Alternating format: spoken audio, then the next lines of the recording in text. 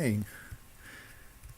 Hello, yes, that is working. Right, welcome back to Rhythmgates, where we have successfully defeated a rock and stolen all its bones, where we have successfully put our bronze colossus back in a cupboard after using it to defeat the rock, where we have been not quite so successful in clearing the rubbish out of the area where we put the where we temporarily put the bronze colossus, and where we generally put monsters or at least enemies combined with fast moving projectiles. I assume it was a rock without a K.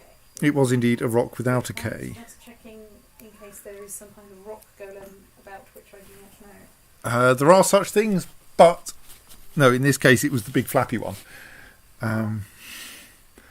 And we have discovered that a major core...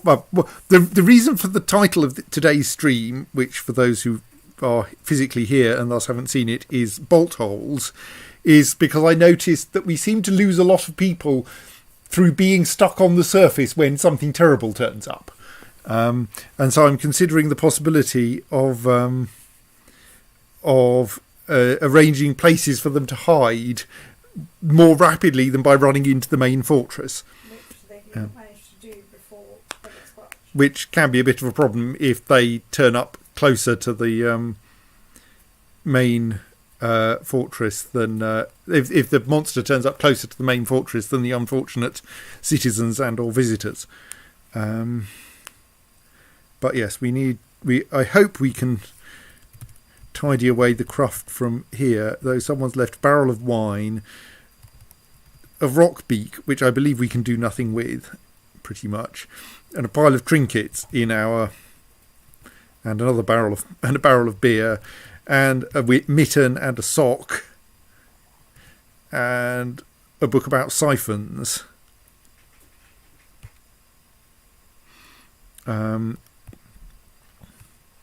We've got enough space, I think, to take most of that, so that should all get shifted in due course. Various animals are getting into fights with one another. That's fine. And our other problem is that we're short of gems, with the consequence that we can't encrust many things with gems, and so our Craftsdwarf's workshop is getting seriously cluttered. So one approach would, of course, be to sell things without bothering to encrust them with gems first.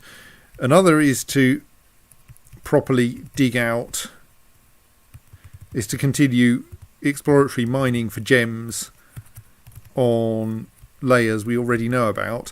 Another approach would be to try to penetrate the third layer of caverns, which should be around somewhere, like deeper than our main fortress. And that, of course, has the most potential for going catastrophically wrong. So clearly that's what we should do.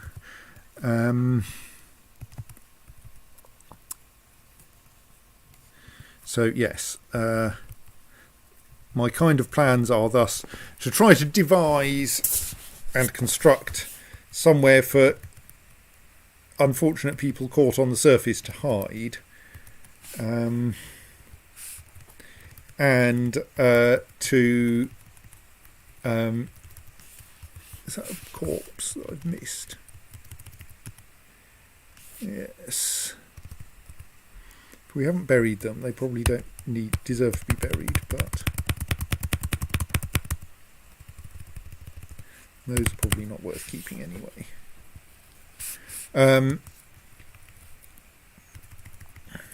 We're faffing around with traps, and I was meant to look that up and work out what was going on, didn't I?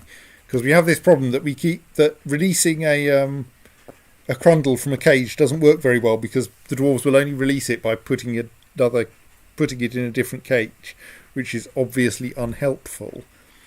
But we can deal with the crundle one by just designating a tiny pit. And saying, look, do not stick forgotten beasts down there, but release the crundles. Release the And let's not try to release those because they're just going to end up somewhere else.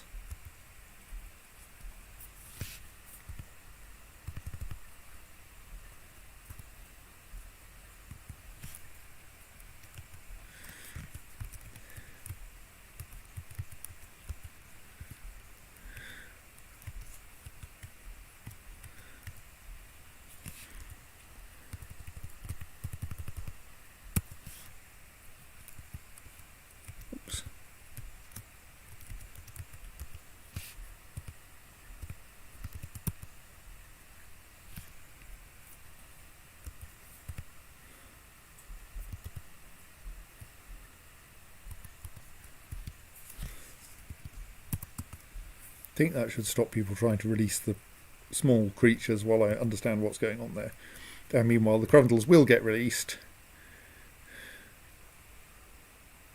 Probably before they have been dragged to the place where they're meant to be released. And then we can unbuild the... deconstruct those cages. Yeah, okay. Grundles immediately get into fights with people, but that's fine. I mean, I can try just asking to put the tame creatures in the pits. I don't quite know what will happen with them.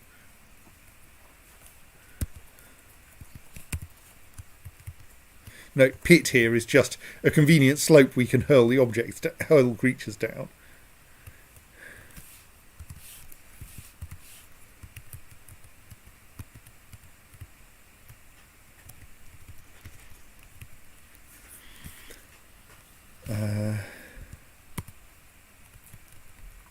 So I should get fewer messages like that. Shall we start building a downward staircase to reach the next layer of caverns? And where should we build it from?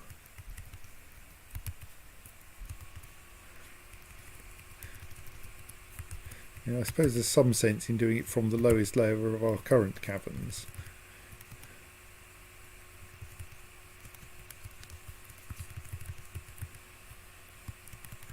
Okay, the lowest layer that isn't part of the drainage system and isn't flooded. Curiously, being part of the drainage system generally means that something isn't flooded.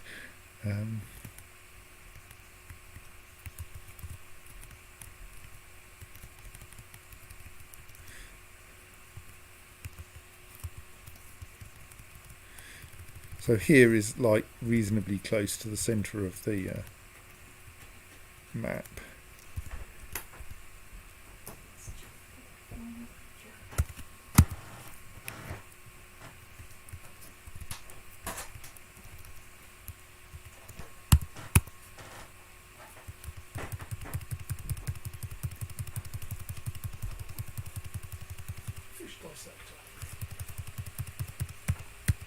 Yes.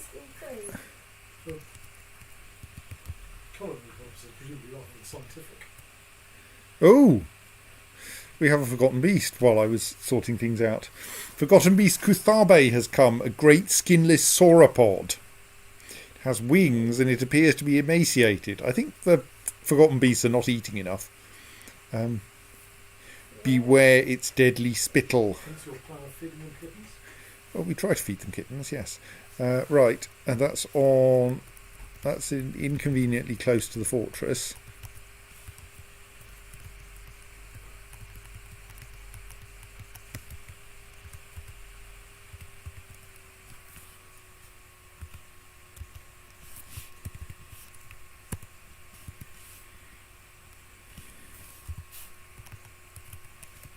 The kitten is already in place, so let us pull that lever, but not the other one just yet.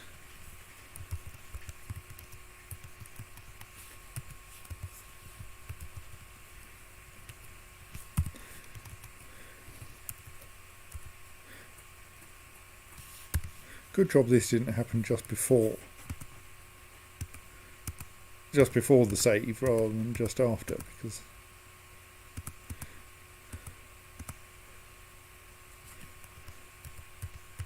really isn't much time.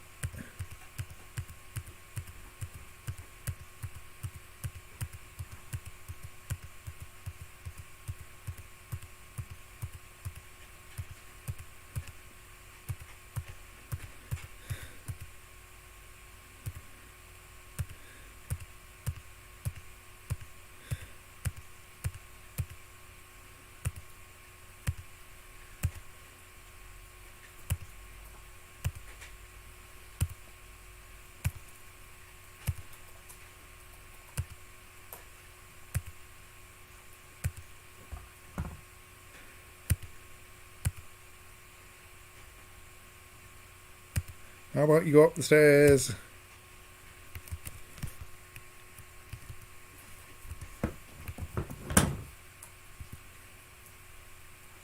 Dwarves are contrary states, which is well known, or is this contrary forgotten beast? No, it's contrary dwarves, Oh. who has sadly managed to get kicked by not going upstairs fast enough. Where are the states? Forgotten Beast kicks the planter in the right upper leg with its right rear foot, and the injured part collapses into a lump of gore. An artery has been opened in the attack. The force bends the right hip, shattering the bone. A ligament has been torn and a tendon has been torn. The planter falls over. The planter gives in to pain. Really? That doesn't sound at all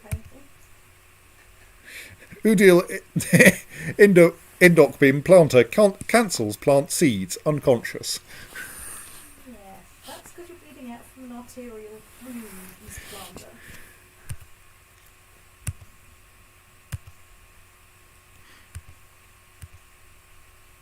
And has died. See my aforementioned comment about arterial bleeding. Well, no, in this case he's had his head smashed by the By the forgotten beast. by the said forgotten beast. Well, there's no one else who's about to come up those stairs, so let's lock the other doors. Let's lock the other hatches. And that means we can pull that lever as well. The number of forgotten beasts you've had in this fortress is so large, I wonder how people manage to keep forgetting about them. Well, they presumably forget about the individual forgotten beasts. They don't forget about the concept of forgotten beasts. But all the beasts are so random and different that none of them is individually memorable. Oh God, we've got one of these too. I haven't remembered that one. I mean, you may have noticed that I forget about my forgotten beasts quite frequently.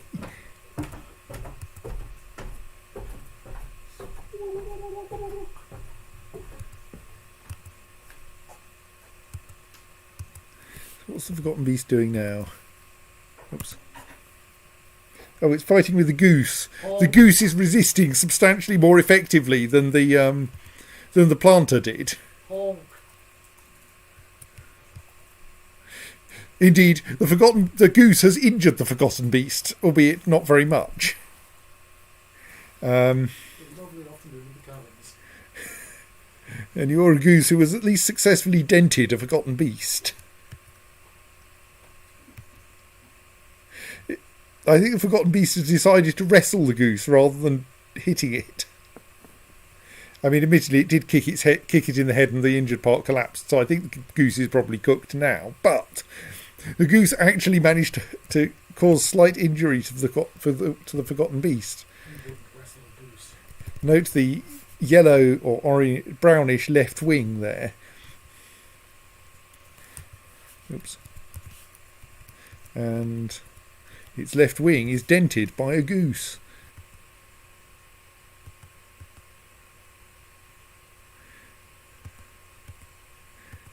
Now, oh, we've got 2 kittens in there now. I should close the door that would allow the forgotten beast to escape from there. Right.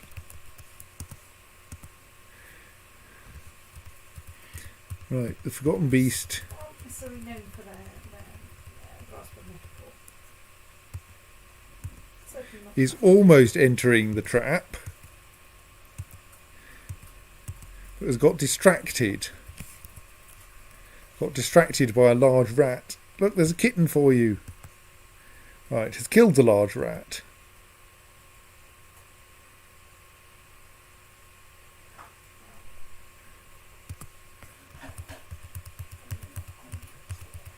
Come along.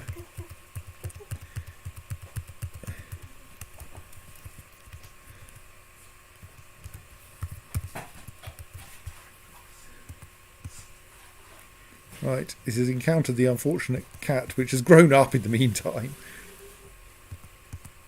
And sadly, no one has got to the lever fast enough.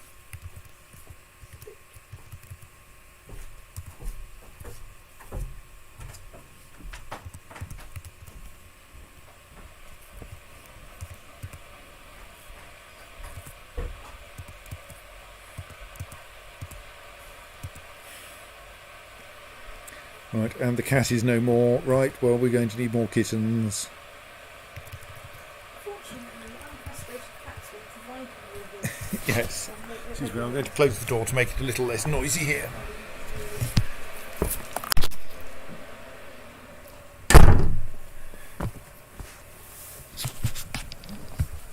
That's better. Where were we? Yes, we were pulling that lever so as to let... What is... Oh, right, because it's selected, yes. Actually, we need to pull both levers. Probably in order to avoid the dwarves accidentally getting webbed. It might be safe. They tend to get scared off by the Forgotten Beast, though.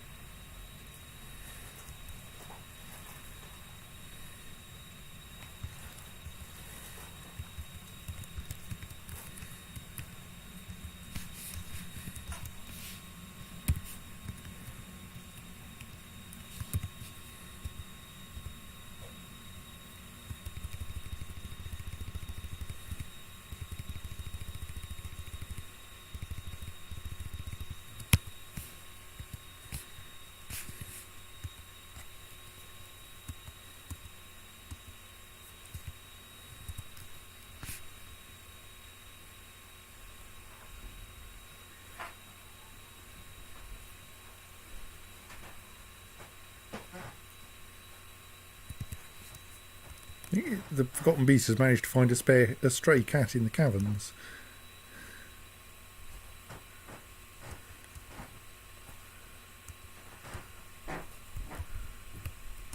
Actually, I suppose we can permit people out again now, can't we?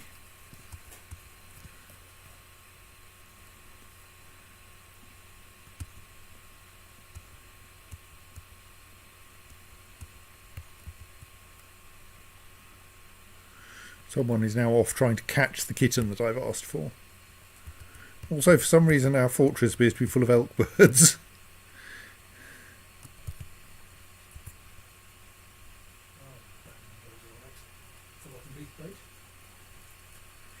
Someone has the Forgotten Beast has found another dwarf. So,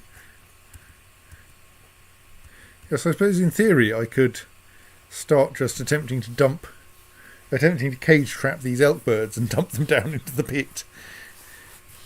I think they wouldn't stay there unless I tamed them, though.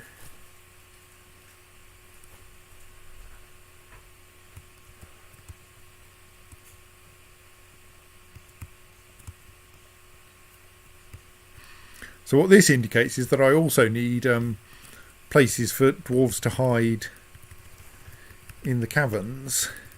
So let's what do I want to... If we're trying to protect... So we have two approaches here, really. We can try to protect our dwarves, which would suggest a small hole with a lever in it that operates the door to that small hole. So that the dwarf goes in there, pulls the lever, and immediately finds themselves locked in. And that has the convenient consequence that I could explicitly instruct a dwarf to pull the lever, which will cause them to go into the hole.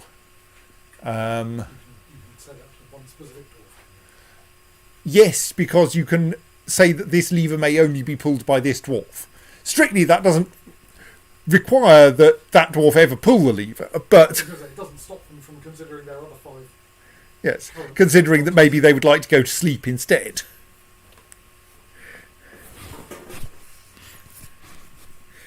But given that at this point they will have been locked out of the main fortress, one might hope that they would consider pulling this lever to be one of the few things left for them to do. Or I could try something silly with pressure plates, because, of course, we also get a fair number of visiting scholars and such like.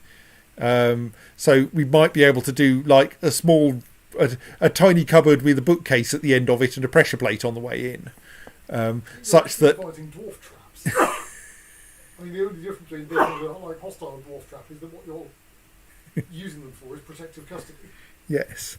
I think probably I should do the first one first and see if I can make it work.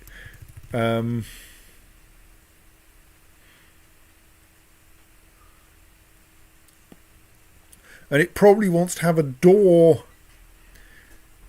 because doors close instantaneously, and a drawbridge because drawbridges can't be knocked down by building destroyers.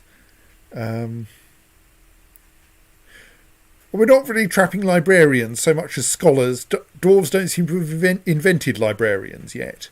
A library is just a room where you go to Yes. find some books lying around and argue about them. Though it occurs to me that it did occur to me actually that I could probably get more books into my library if I set up an explicit book stockpile in the library. So let's try that. You've got explicit books. Well, that wasn't actually what I meant, but I mean, not necessarily in the porn sense, but I'd be impressed either way, because I mean, quite a lot of the books in this game seem to be pretty vague. I wonder where books come then. Are they finished goods, do you think?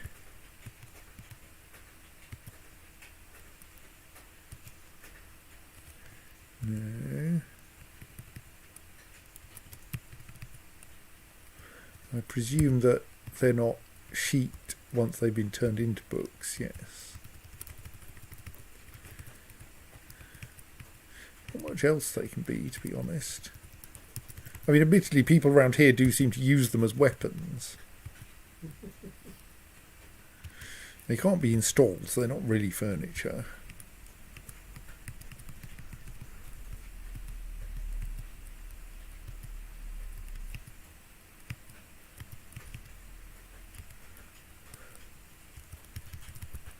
They're just being stowed. I mean, okay, we can enable, or rather, we want to forbid all types. We can forbid all types except codices. I was hoping for scrolls as well. Maybe that is bad. Possibly codices include scrolls. Well, let's make a codex stockpile at least, and see if that gets things into the, at least physically in the library. Don't know if that helps.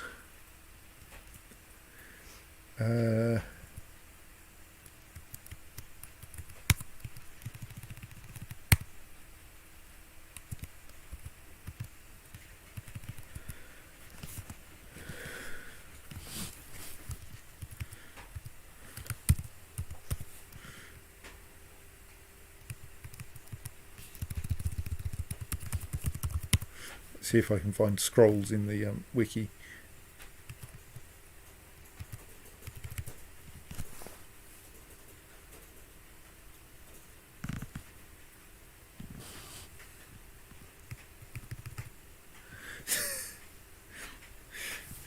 The usage page of the Dwarf Fortress wiki page about books suggests that they can be used for reading, writing and combat.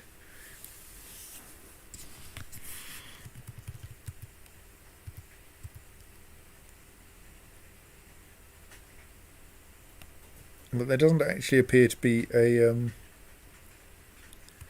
description of what kind of stockpile we're building. Written and unwritten books are stored in stockpiles with finished goods enabled. Right.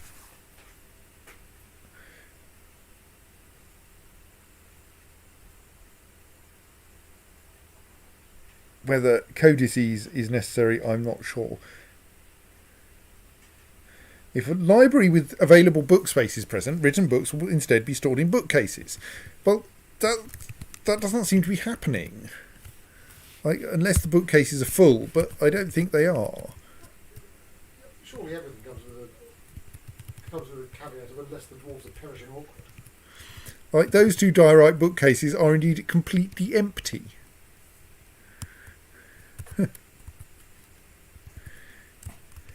Anyway, how's our delivering a new kitten coming along? We have a new kitten in place, right.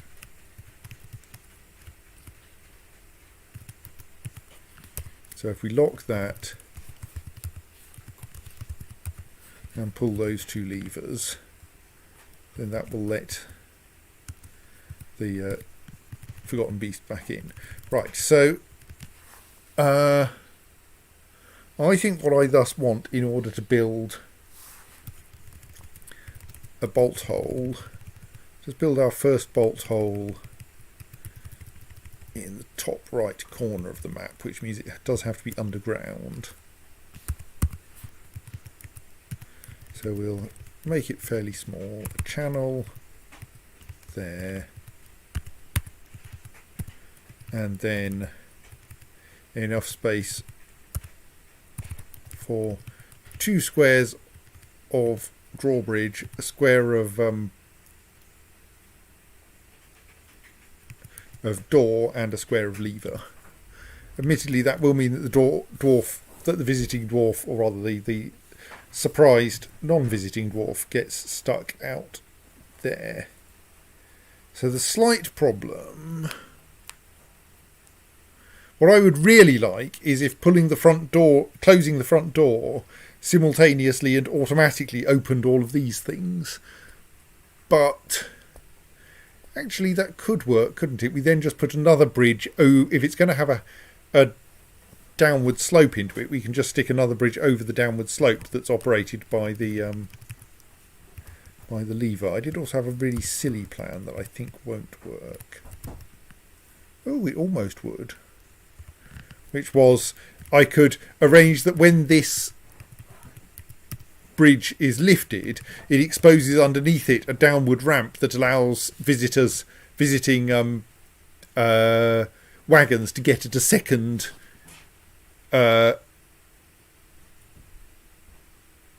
trade depot, so that they can always get in, even if it's slightly surprising to do so. The slight problem is that that does actually end up, the northernmost square of that ends up breaking through the wall of the mortal coil, so we would have to adjust the mortal coil a bit. It is still slightly tempting.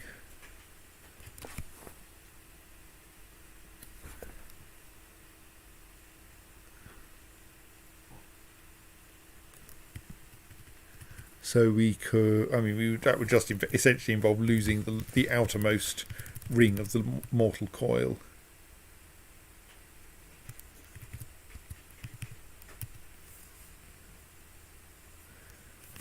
What's happening?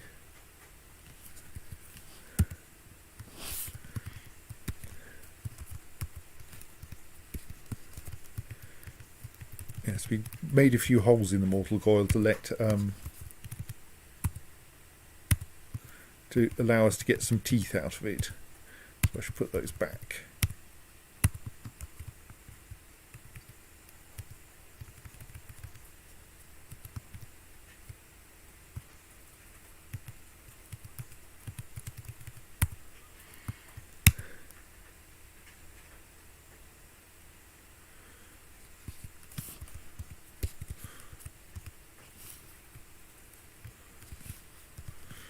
Going on with these squares then?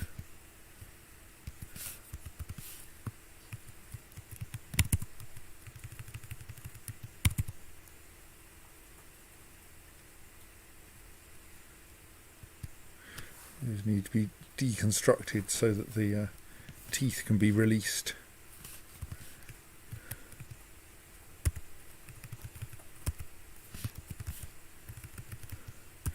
I want to keep mortal coil reasonably tidy. Right.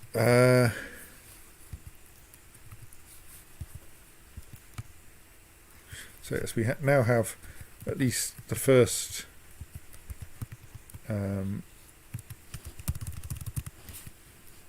bolt hole under construction up on the surface.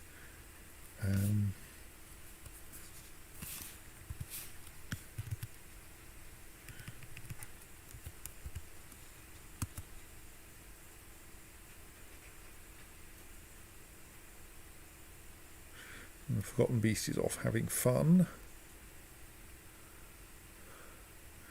Has decided to come back again because there is actually a hole for it to get in.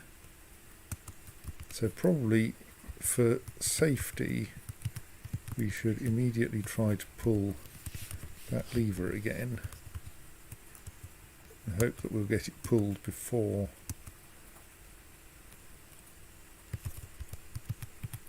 I should remember to lock that. I have locked that. Excellent. Go on, pull the lever, pull the lever, pull the lever. Too late.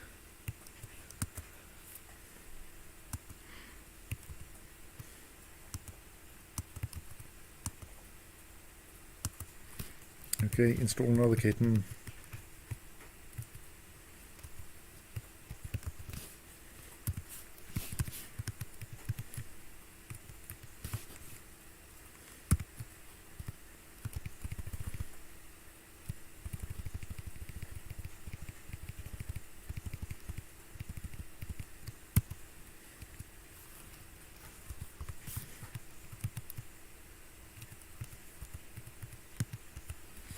And dispose of the old kitten. Oh, and probably pull the other lever.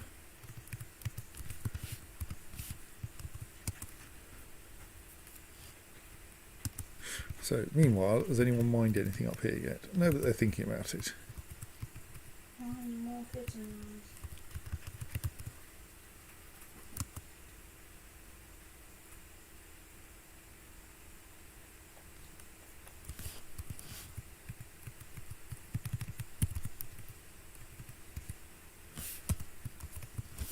That means that square.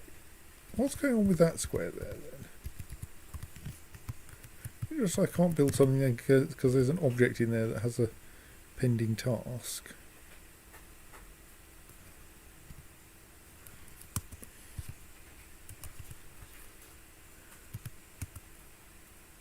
The previous kitten has been removed, a new kitten has been delivered.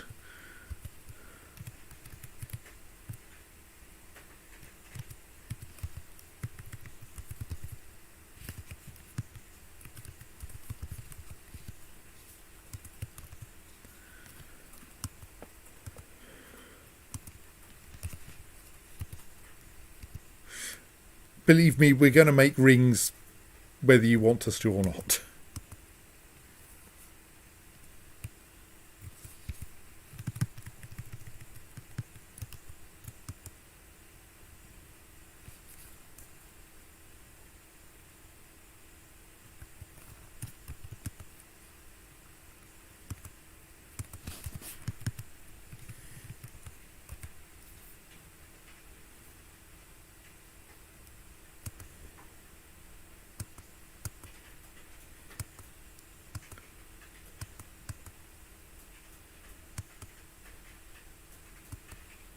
The Forgotten Beast has found my emergency connection between the two layers of the caverns and has run round them in a circle. So close. State. So let's try pulling that lever before it arrives in the hope that that will happen at just the right moment. Ha.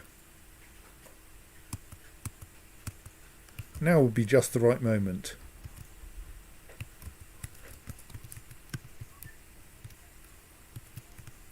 Well, someone has been assigned the job of pulling that lever. Go on. Too late.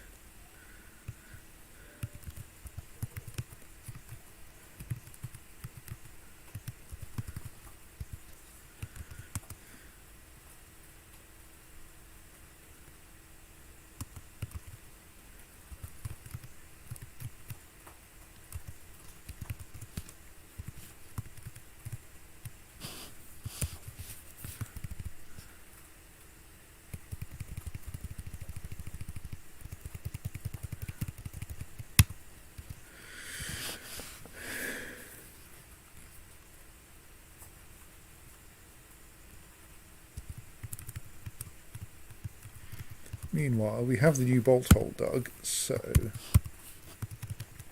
it requires a lever.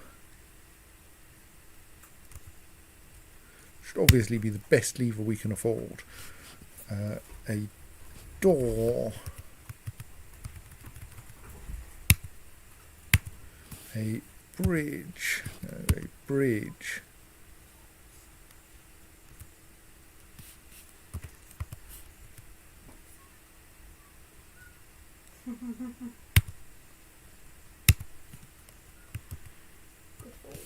and a second bridge. But it has got the option to choose randomly between fewer than the entire set. I mean, you're going to choose randomly between Europe, Britain, and North America, rather than randomly making a map. For now. Oh, yeah. Right. I mean, that would be quite exciting. Is there a ticket to ride Middle Earth? I did look. There are definitely graphics where people have mocked one up, but I don't think it's intended as a truly playable game. Right. They just Neither was Mind the Gap. they took someone else's map of Middle Earth and drew some Ticket to Ride components on it as a joke, not because they actually wanted to play a game on the Middle Earth. Well, initially, Mind the Gap, when it was printed out, was meant to be playable.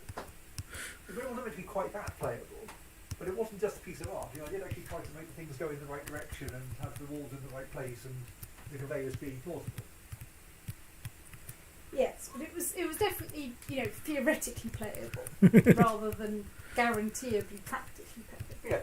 For art, I could have made all the conveyors go north-south and it would just be impossible to do anything. But I made the conveyors go different directions and Yes. walls linked up and so on, and chose various things very quickly. Yes, I've made sure that we can do the thing we actually wanted to do, which was choose randomly between the two boards we hadn't ruled out. Mm-hmm. What I haven't done is made it so that it will choose randomly with specified probability distribution, because that's going too far. Mm-hmm. Ooh, some kind of thing like the dessert boat for Monday pizza thing, where the one you played last time is biased. I did wonder about that, yes, that every week pick one at random out of the one we didn't play last time, yes.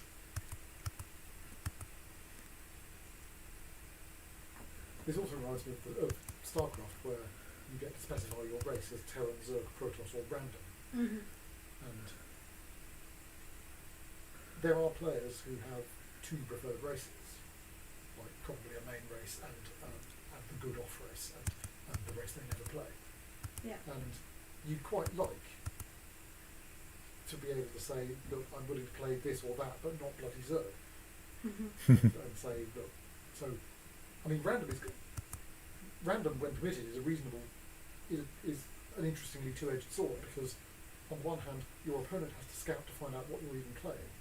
On the other hand, you don't know yourself until the game opens, and so you don't get to prepare a strategy in advance. So, and this would be true if you also said random from these choices or random with this distribution. Right. I remember discussing with Ian once. In StarCraft, do you have to be the different things, or can you be the same? Oh, you can be the same.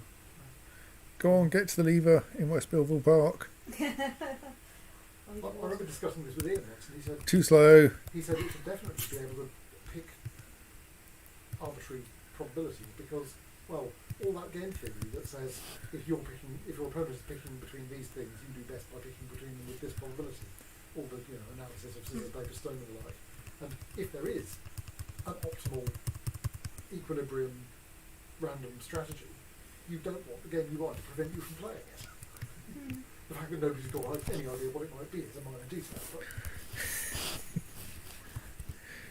There is still one kitten nominally assigned to this area, but it hasn't been seen for a while.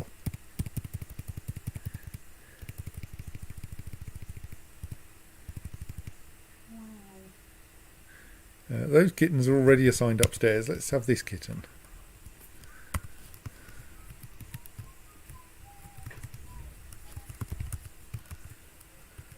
This is an annoyingly fast forgotten beast. I mean, really, we want to have the thing we use as bait be something pretty indestructible, like, say, a bronze colossus.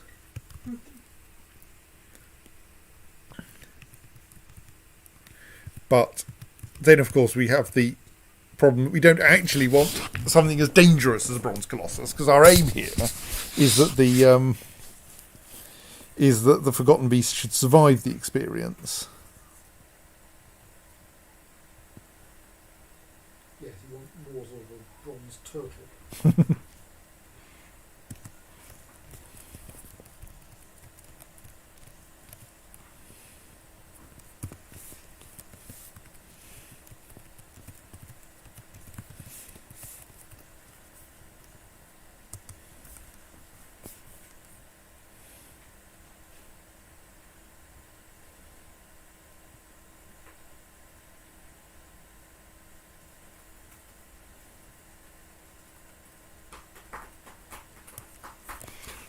Meanwhile, on the surface, a wear monitor.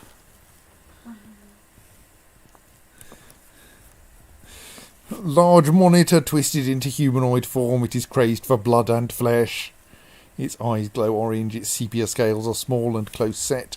Now you will know why you fear the night. The ears are all bent. And it's already got past the Claire. main entrance. Yes,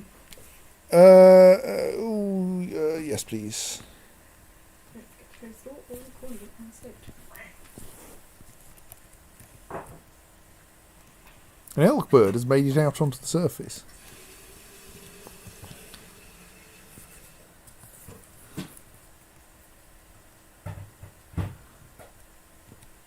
Claire would like tea. Well, I mean, we can at least lock this door, which will be quite bad for the two dwarven children who are playing in the trade depot. We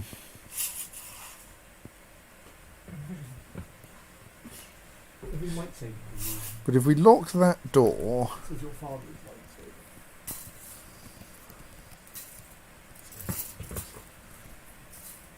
About as clumsy about them as I like.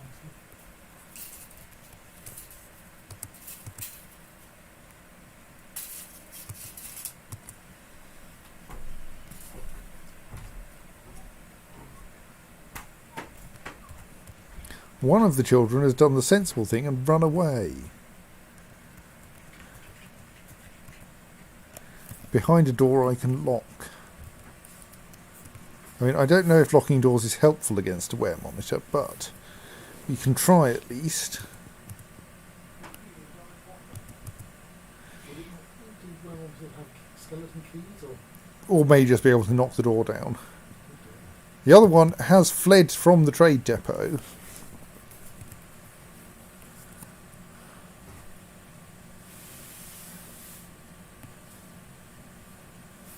Don't think that child is going to live. Have I scheduled pulling the lever to lock the front door then?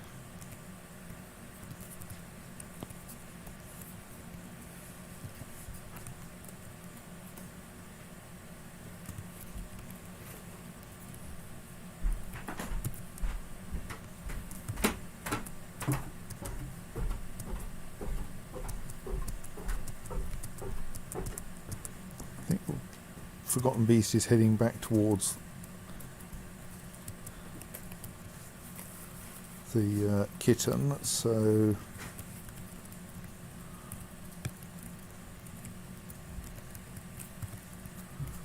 it has attempted to pull that lever. Oh dear, the wear monitor has ended up back inside the trade depot, probably having killed the child. Probably.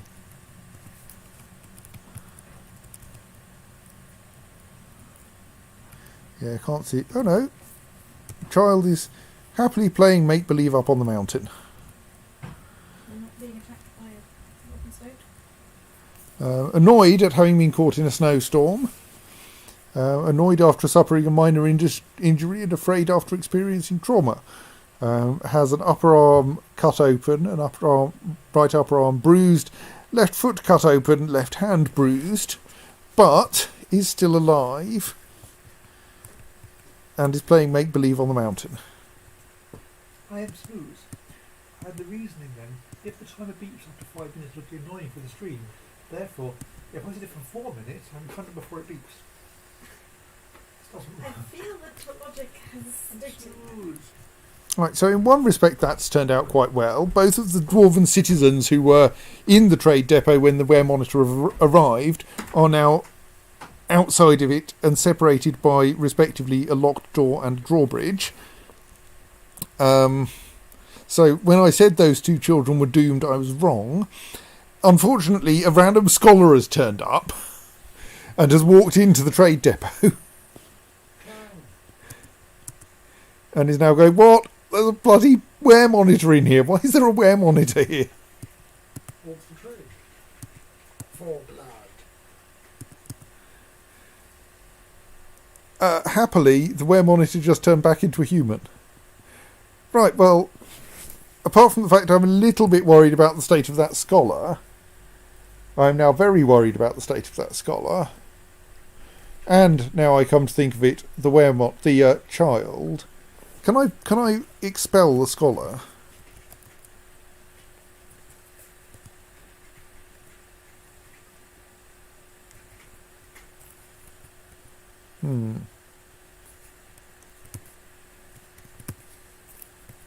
Sorry, the library is now closed in the hope that that will cause our probably infected scholar to leave.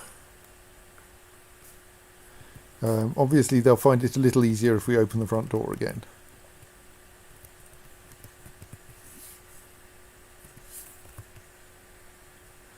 Meanwhile, we are already scheduled to pull that lever in the hope that the Forgotten Beast... Yes, we appreciate you've been injured badly. That's why we would like you to leave, please.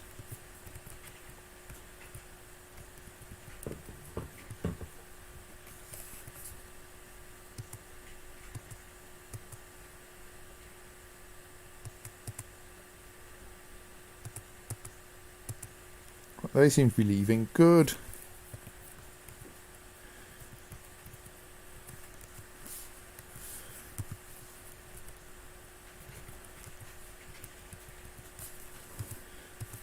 The human is leaving. I am a little bit worried, therefore, by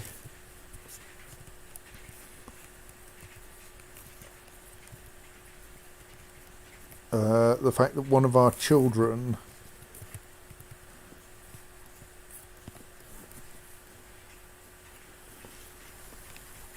has been bitten. Yes, where monitor bites the dwarven child in the right upper arm.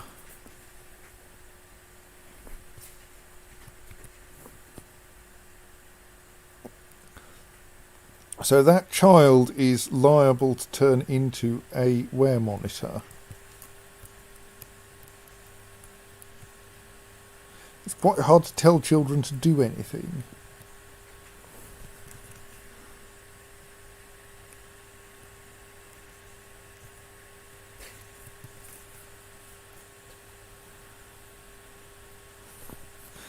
I mean, child is only 5 years old, may thus not be very scary as a wear monitor.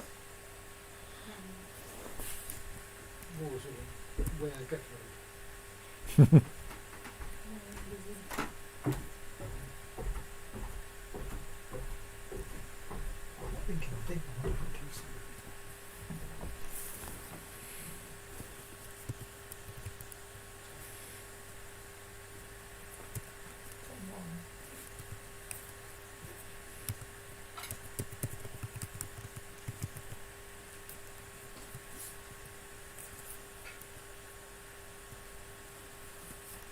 See, if it's going to be a nickname, it should start with a capital letter, shouldn't it?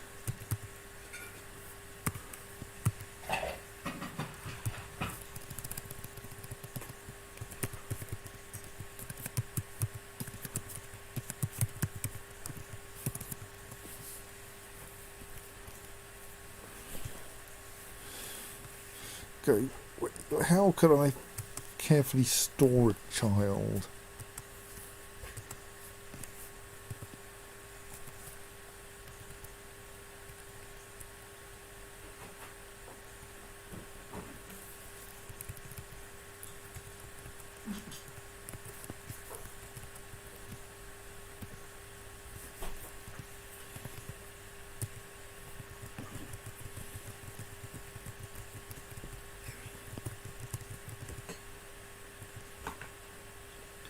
It is laboratory ovens. So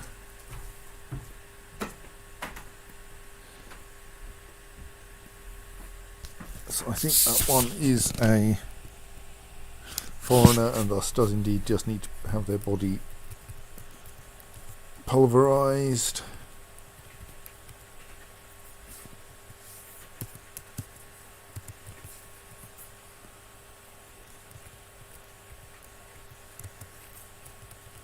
The suspicious scholar appears to be busy leaving the map.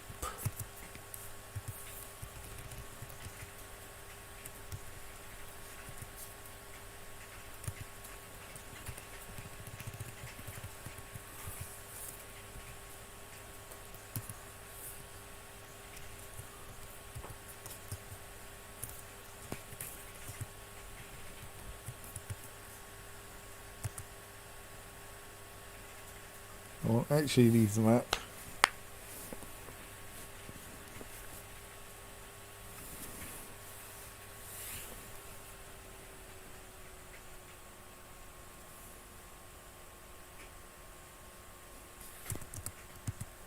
Meanwhile, what's going on downstairs? So, my suspicious scholar is Nomal Kudekud, right?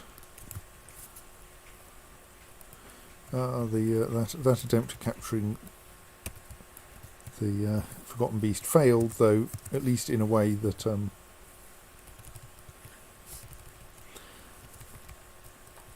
didn't lead to the kitten being killed.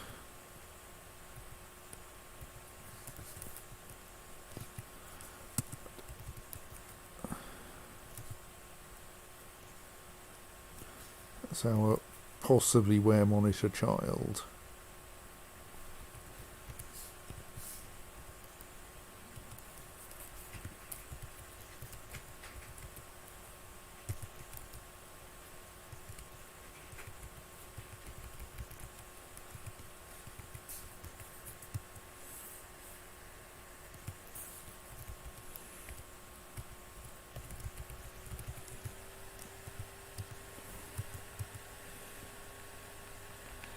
This is the Forgotten Beast heading back towards the fortress.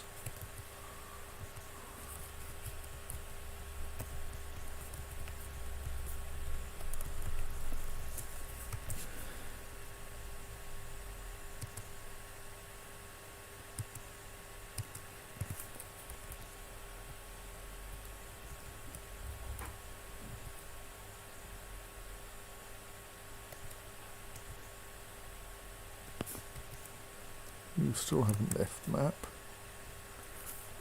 Or at least heading in the correct direction, vaguely.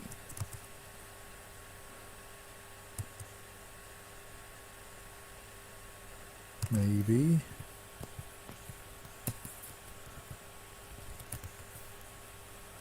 Oh, the Forgotten Beast is inside the room where we would like to capture it, but I hadn't set anyone to pull the lever.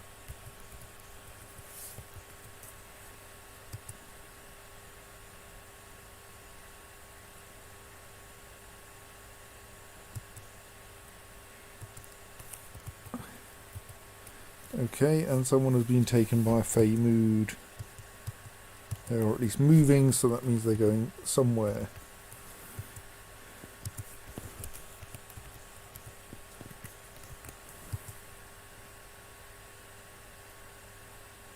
Forgotten Beast is being pleasantly stationary. Our person with the mood has claimed a craftstor's workshop, as is reasonably traditional, and is off fetching items. The Forgotten Beast is adequately constrained. It's in the trap room, waiting for the other Forgotten Beast to web it. So that means that we can unlock those doors.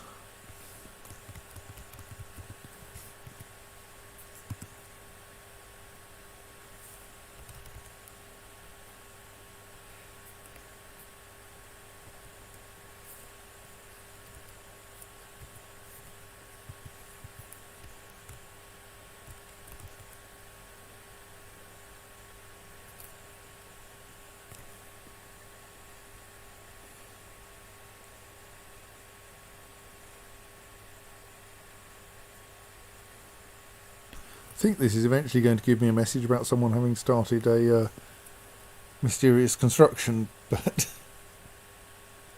yes, right, good, thank you.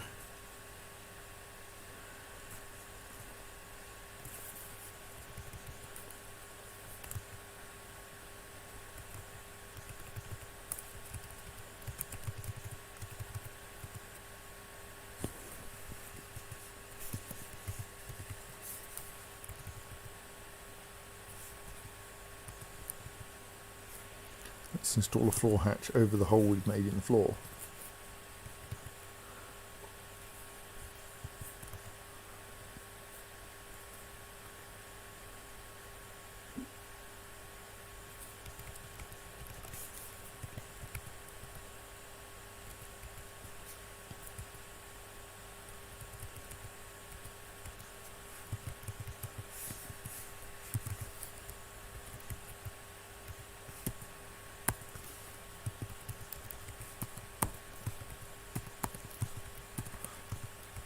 And finish filling up the graveyard with coffins.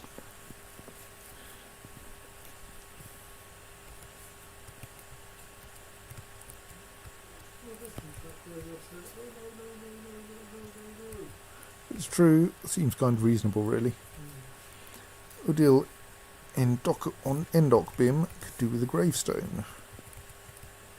Sadly, someone is occupying our Crossroads workshop, making a thing out of walnut wood, oak, apricot wood and raw green glass, which is not going to be very valuable.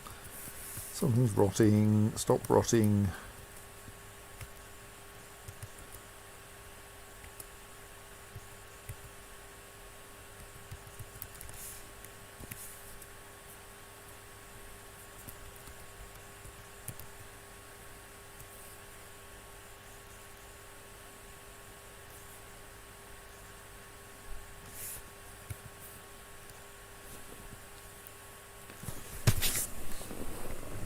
I'll drink some tea while we are saving.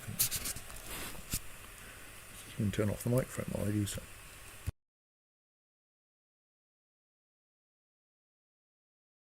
Oh no, the tea is quite hot still. So you can make one off or not?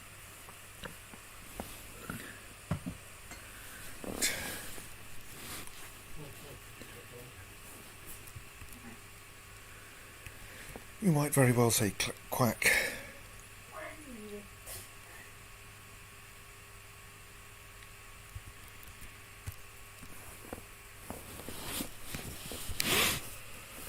It takes quite a long time to save this map now. There we are. So it is now summer, as expected. We're waiting for our giant sauropod to be properly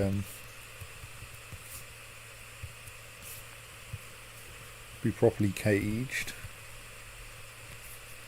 but that's mostly another Forgotten Beasts job.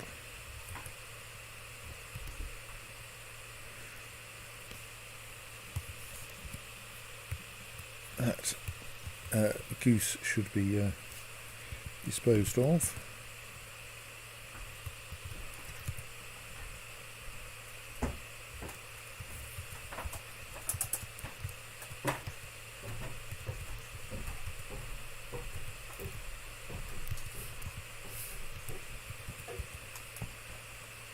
Gareth had brought a giant sauropod to menace me. Thank you.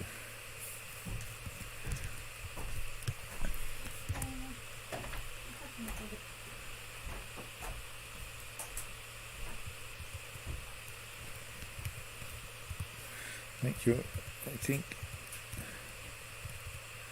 kittens are generally not worth butchering.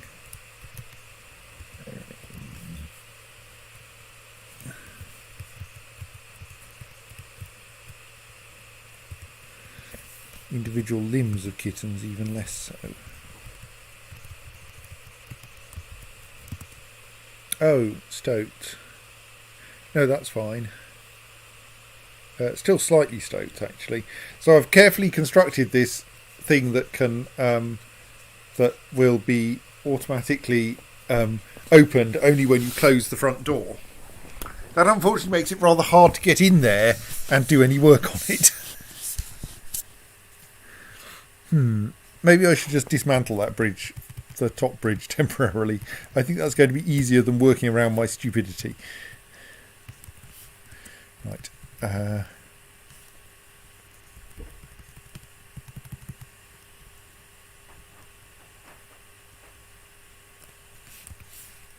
See, told you we'd just make those rings. What, you're banning the export of rings? Can we fire you as mayor? We don't want a mayor who wants us not to export rings. That's going to require some serious care.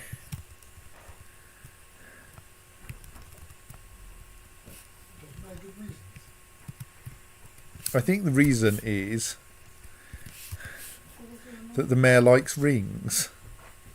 Maybe you need to give the mayor a shiny ring and then maybe they'll stop being social outfits. The elves are kicking themselves. Likes. The export ban on the rings from more. That'd be much easier. Yes, likes, among other things, native platinum, trifle pewter, praise hemp fabric, the colour eggplant, rings, ballista parts, and geese for their formation flying. Used for their, Geese for their formation flying. I think used for their formation flying. So you only heard the second half. Dude. Honk.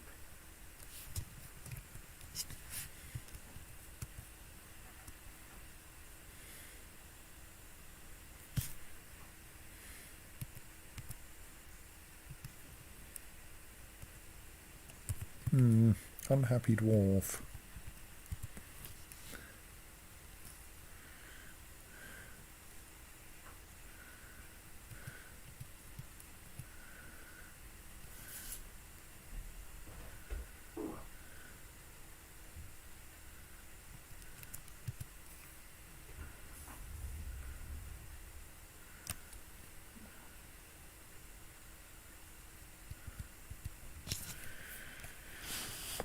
Sure.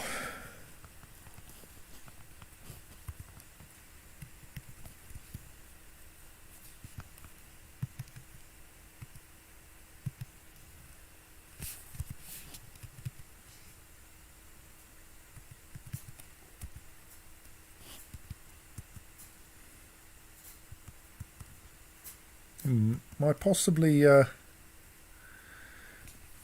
wear monitor scholar does not seem to be leaving, which is unfortunate because we would quite like them not to turn back into a wear monitor. Lawman Adsazit Brewer has created Okon Essa, a walnut wood ushtish. She offers it to the Page of Passions.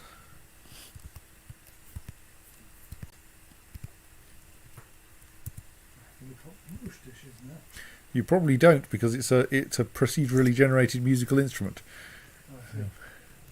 The ushtish is a huge stationary metal stringed instrument with a stone body.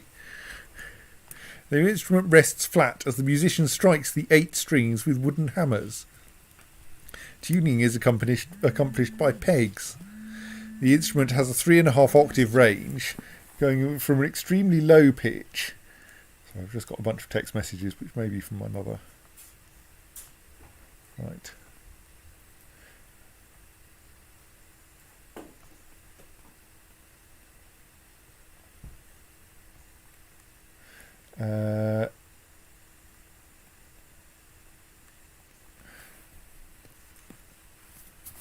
Where were we?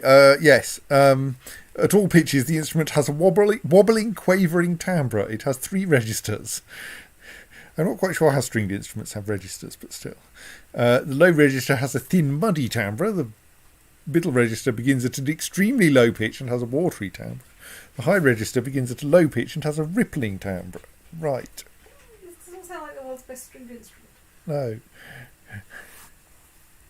And yes, while it's meant to have a stone body, this one is unusually made of wood. Decorated with oak, encircled with bands of marquise-cut green glass gems. Menaces with spikes of walnut wood and apricot wood. Right, well, maybe we could construct that in one of our temples then.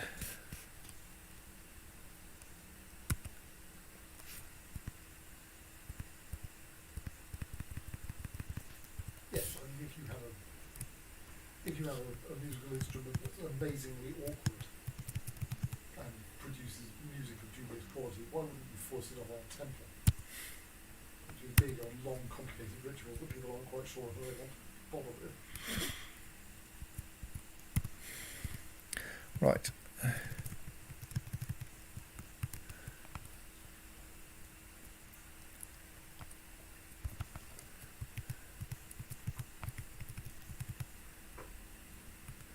I think there's going to be another problem with this, which is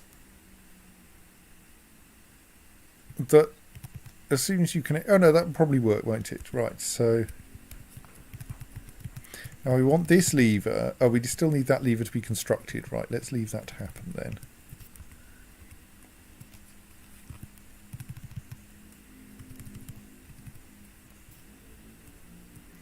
Meanwhile, we should also probably make some bolt holes down here.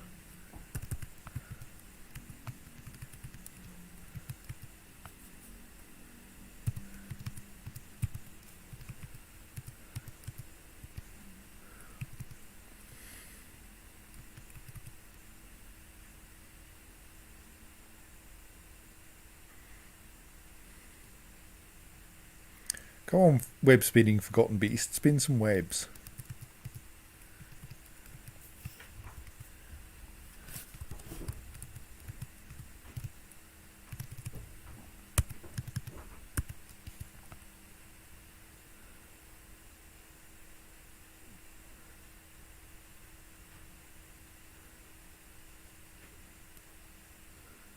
Since we keep getting things rotting here, let's improve our layout a bit. So that one accepts refuse. That one also accepts refuse. I think we should remove that outer stockpile again, so that in general body parts get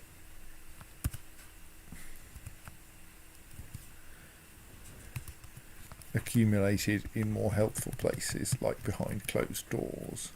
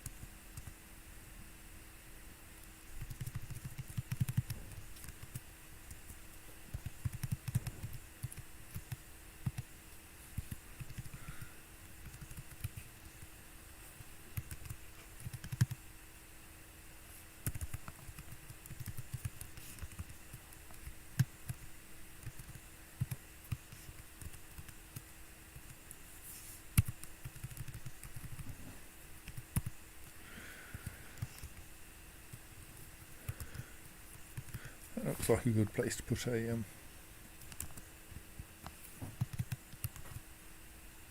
trade depot.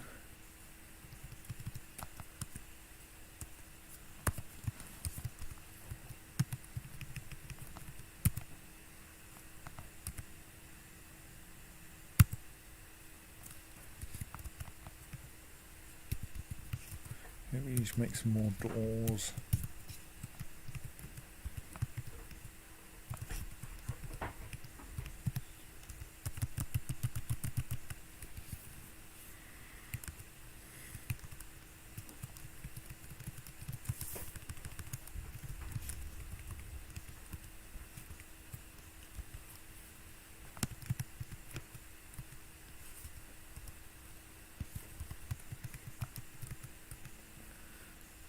I think now I've accidentally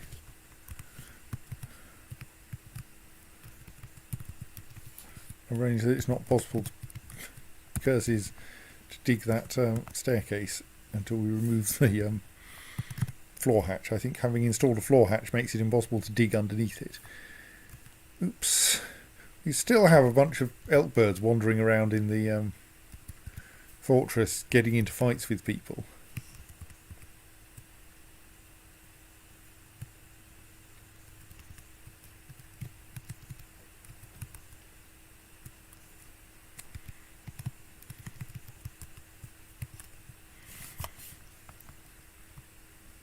Someone is actually trying to build a lever at least. It just takes a long time to get anywhere with when you're carrying a mechanism, I suppose.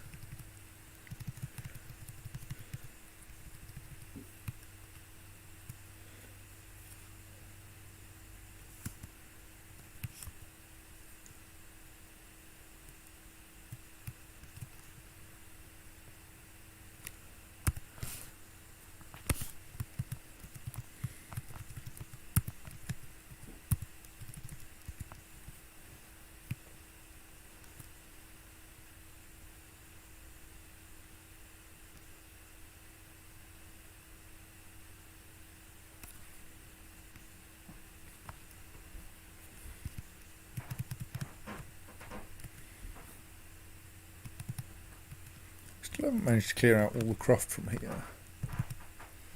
Those beaks may not actually be able to be put in stock. No, but it got hauled up here. No, that was just dropped by the creature. Oh, I don't understand why there's that object there. And why is there 2 barrels of wine up here and an earring? And, like, there's plenty of space in the stockpile for those. Why aren't you putting them in there? Strange creatures. Well, there's lots of lovely webs in that room now, while we wait for the giant sauropod to step on one of them.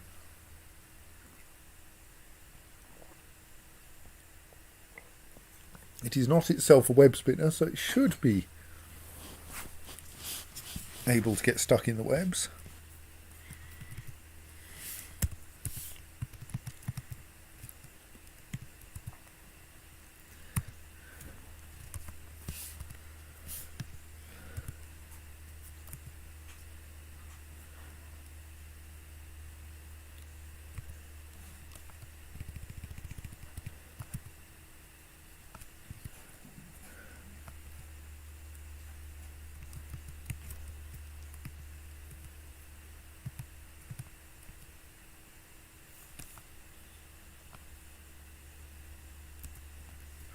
A human caravan has arrived. Right, now we have to be very careful not to accidentally export any rings. What happens if you disobey one there? Usually the person who took the rings to the trade depot gets punished. Which seems kind of unfair, but...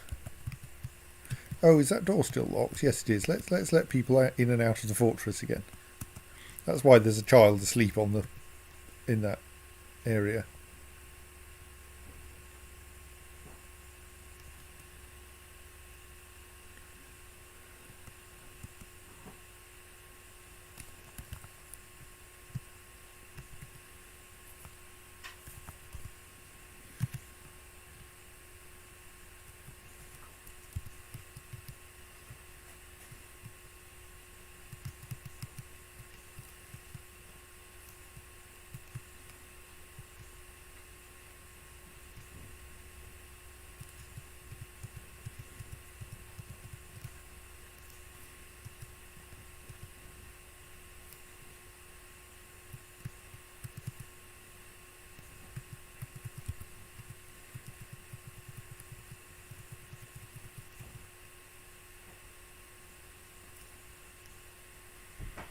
Alright, and because we have culling on mandates turned on, almost nothing is permitted to be moved, or rather, all of our forgotten finished goods bins are banned from being moved at the moment,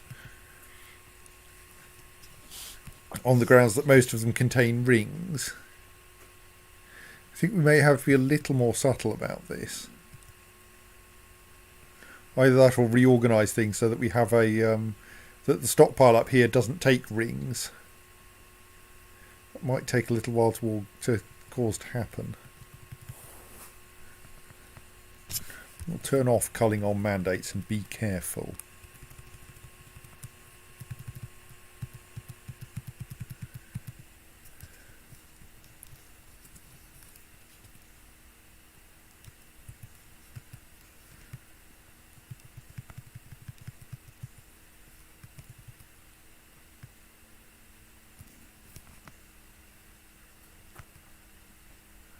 I assume we've got for finished goods bin up here somewhere. Forgotten goods bin. Well, that too.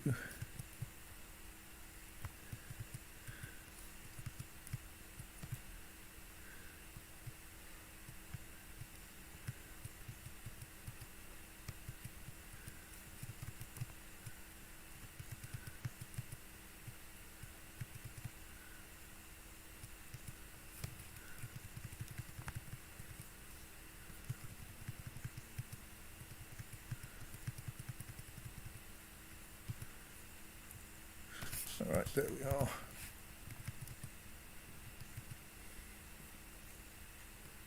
Do earrings count? I believe earrings do not count.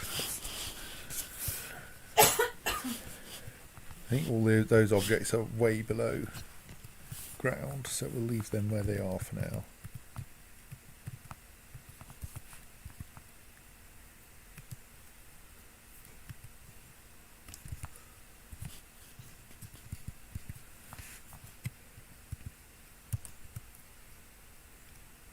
Ah, one caged forgotten beast.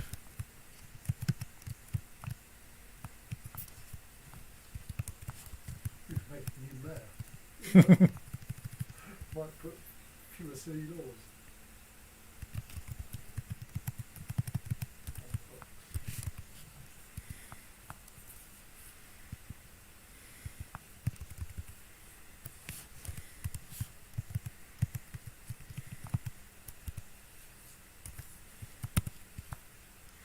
May have done this in the wrong order. It's possible some dwarves are going to get randomly caught in webs and or cage traps. Presumably if a dwarf gets caught in a cage trap, you just have another dwarf come and let them out. Yes.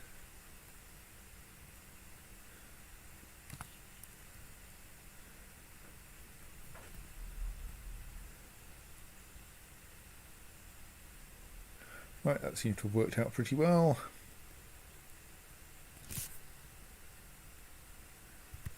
Is there still a kitten assigned to that area, or do we need to assign a new one? There isn't. Okay, let us assign a young kitten. We are a bit short on kittens, but I hope that the adult cats will produce some more.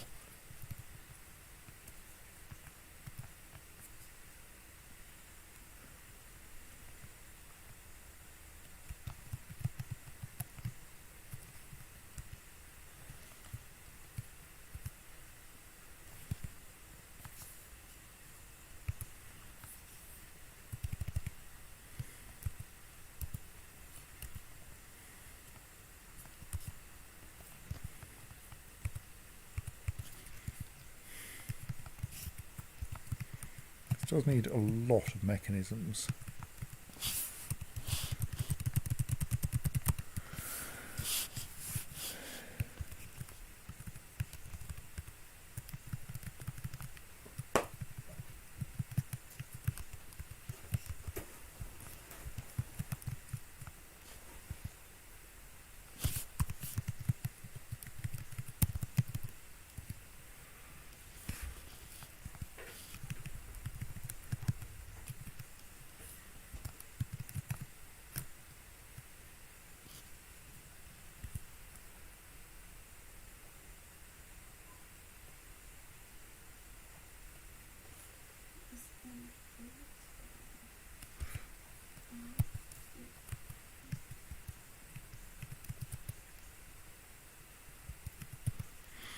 I'm slightly worried that an elk bird may have got into a fight with the merchants, and the merchants may now be refusing to trade with us.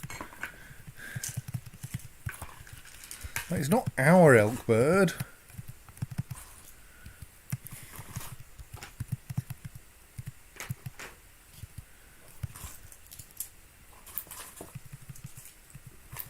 Just happened to be here.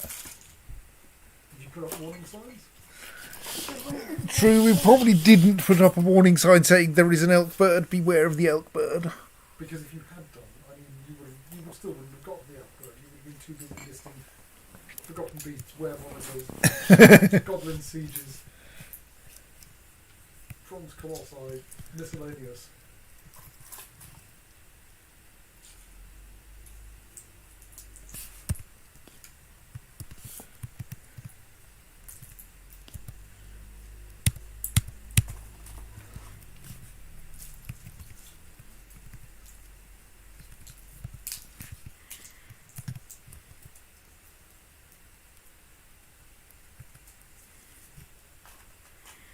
Right, and a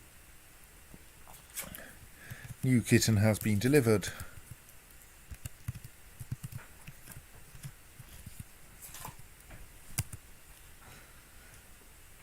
Right, as expected, the child, Oh, there's that web on it, a scholar.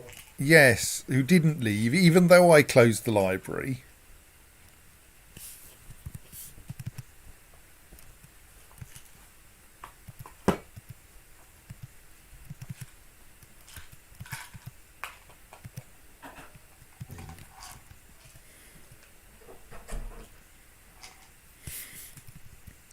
So the Ware Monitor child is on the surface. Not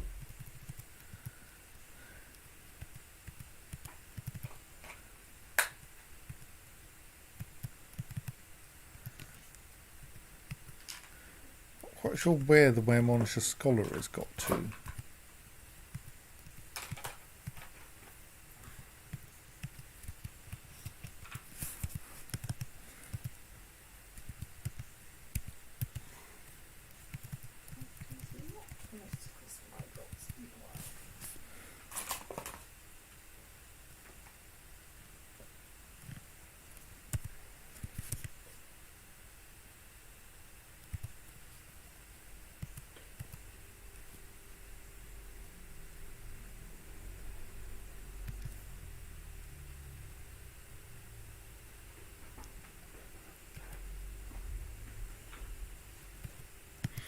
The Ware Monitor scholar does not appear to be doing well. Having met up with Sigun Lelumodom, who I suspect is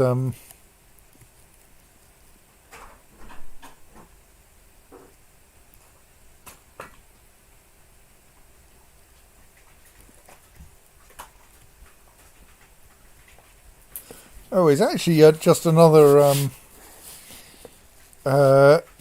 scholar, but appears to be a scholar with a whip, who is doing their very best to dispose of the Ware Monitor.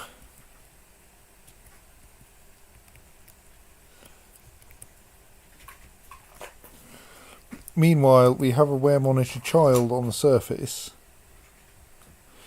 who appears still to be playing.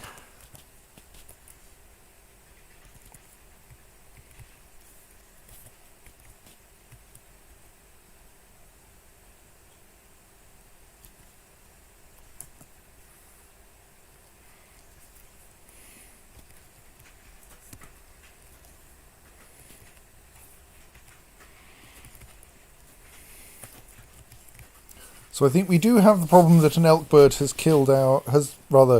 injured one of the visiting horses.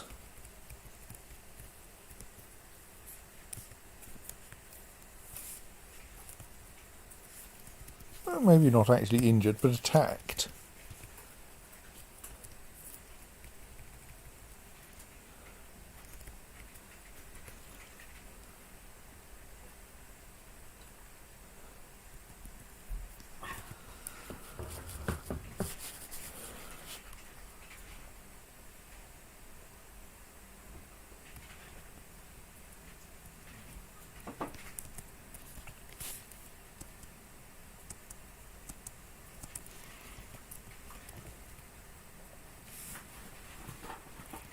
which means that the traders are like a bit.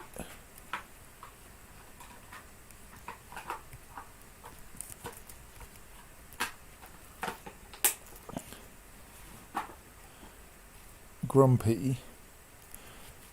That visiting scholar, the scholar ware monitor, has been killed without, I think, biting anyone.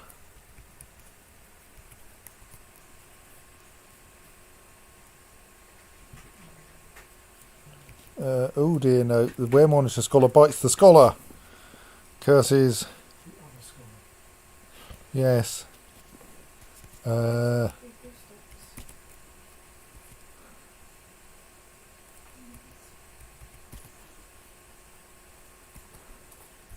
Datun Akrulaban is now probably a ware monitor.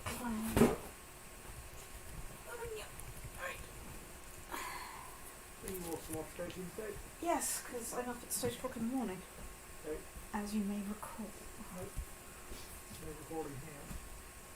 So she's going to. Well, I mean, I would quite like it if she could just leave. Like, the library is not open to visitors at the moment.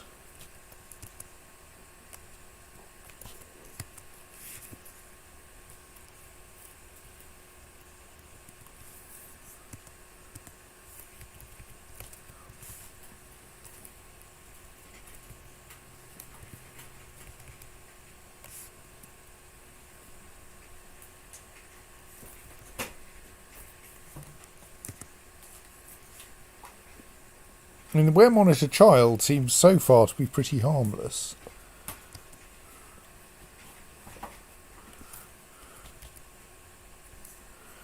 Like, he's still just out there on the surface playing, and has now lost his injuries by virtue of temporarily transforming into a Ware Monitor.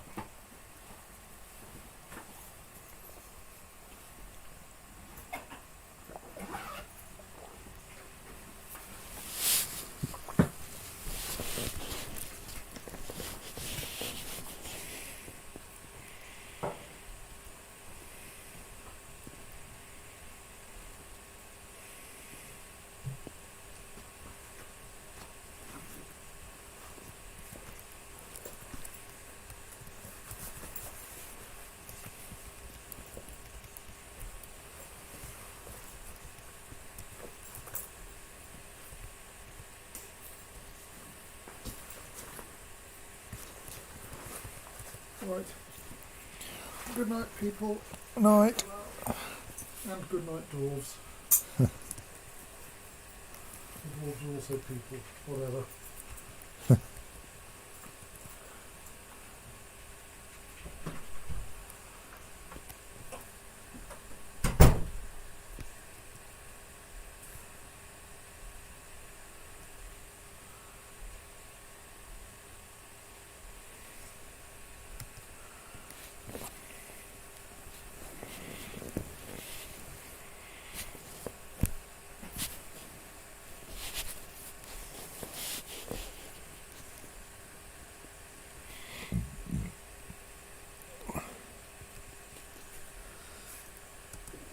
Right, so what's going on anyway?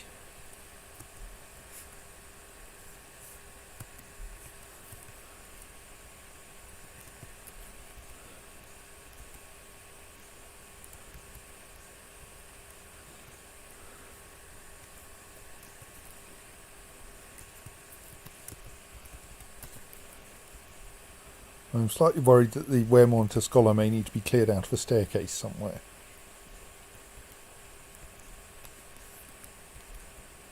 Oops.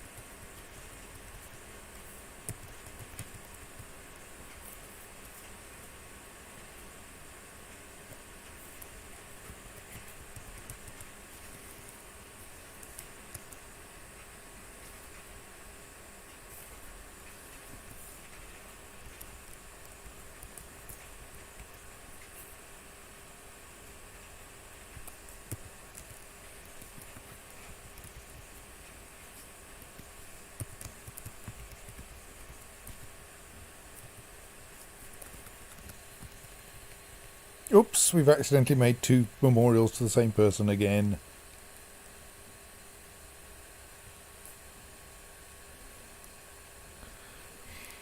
Oh well. In memory of Udil Endokbim, born 78, struck down by the Forgotten Beast Kutharbe yelled crazy, the target of grips. In the rampage of the Forgotten Beast, Kutharbe yelled crazy, the target of grips. In Rhythmgates in the year 174. Militia commander of the Fatal Helm, 91 to 157. Loving mother and wife. At one with Demantoid. Presumably a gem of some sort.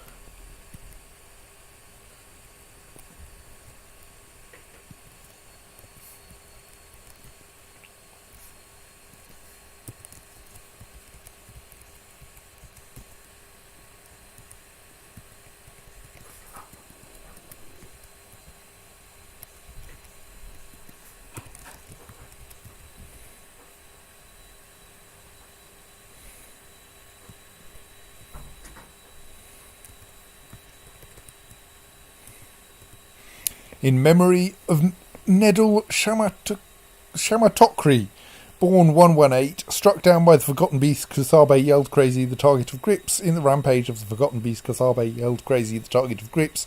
In Rhythmgates in the year 174. Slayer of the Forgotten Beast, we're not told which. Loving father.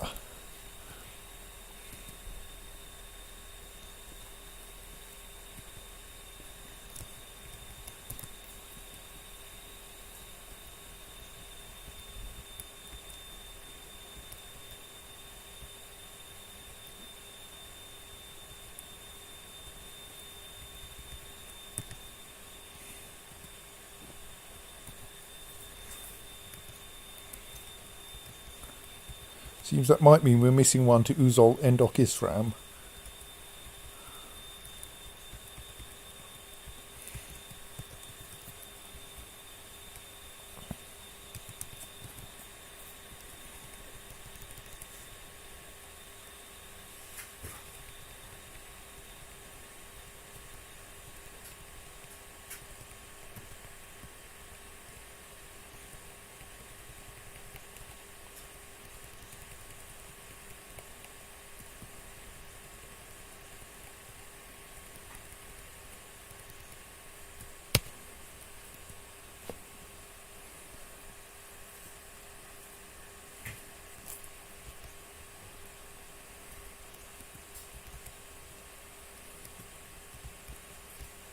Yeah, they're definitely not going to trade. Oh well.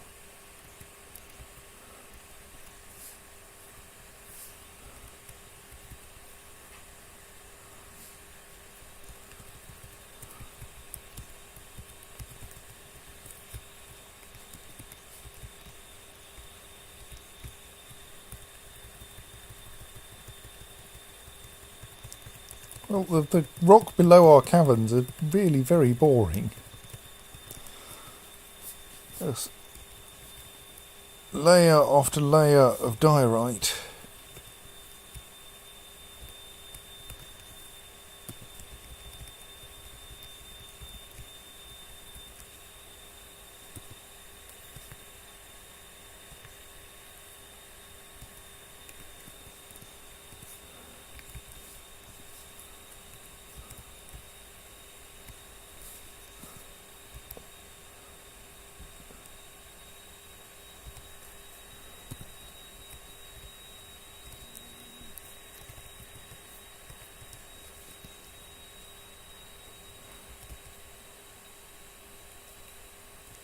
Okay, and some claro opal.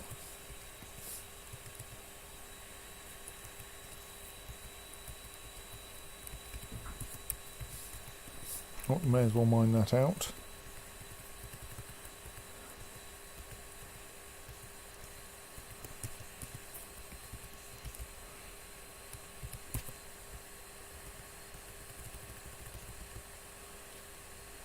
Keep going down. Okay, we can't go down any further than that. Oops.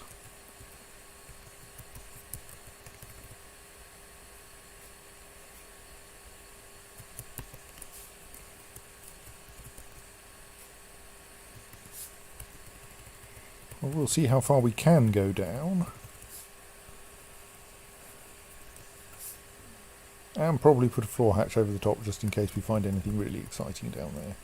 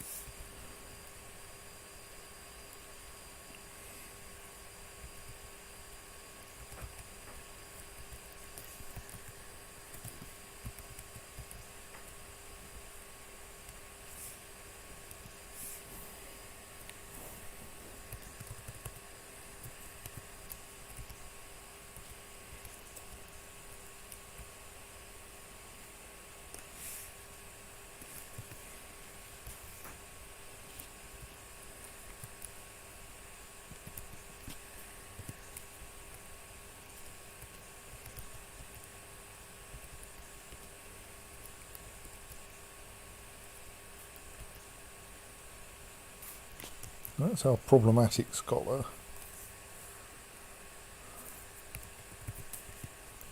Looks like they might be leaving.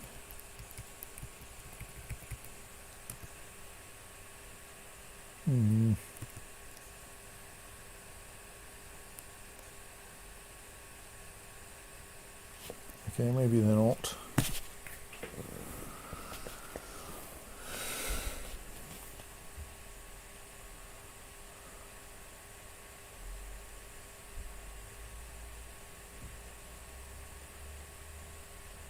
Maybe they're going for a meeting with the mayor, at which the mayor will say, "Piss off."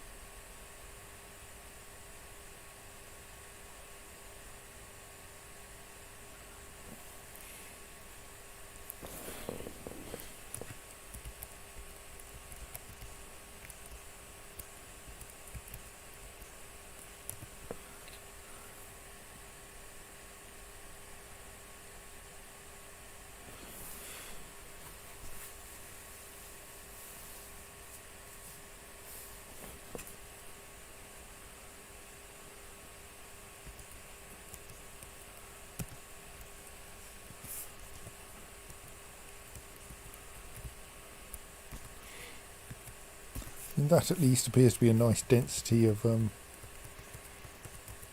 gems.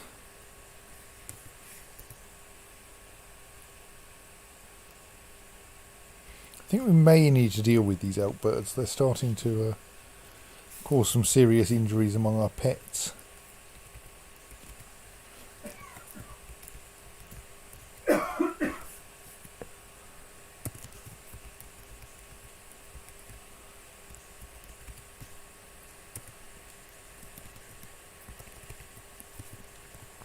In memory of Uzol Endokisram, born 97, struck down by the Forgotten Beast, Kuthabe yelled crazy, the target of Grips. In the rampage of the Forgotten Beast, Kuthabe yelled crazy, the target of Grips. Grips in Rhythmgates in the year 174. Slayer of the Forgotten Beast. Hang on, haven't we had this person already? United with the Demantoid. Have I accidentally made 3 slabs for the same person?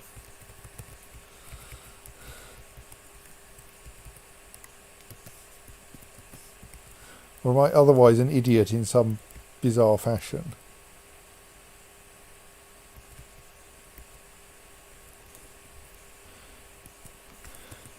Does it turn out that I've got this wrong in a completely different way?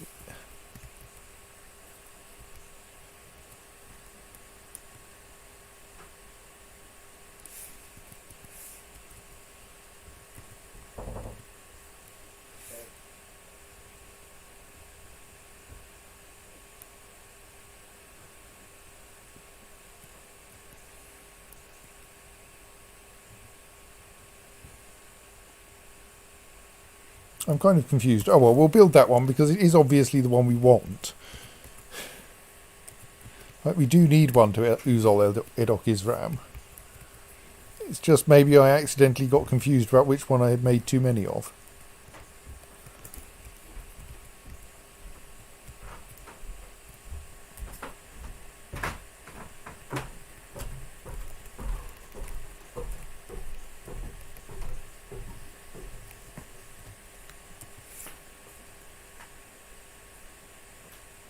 That one said lover of bituminous coal. We didn't end up with that one because I installed a different memorial to that person.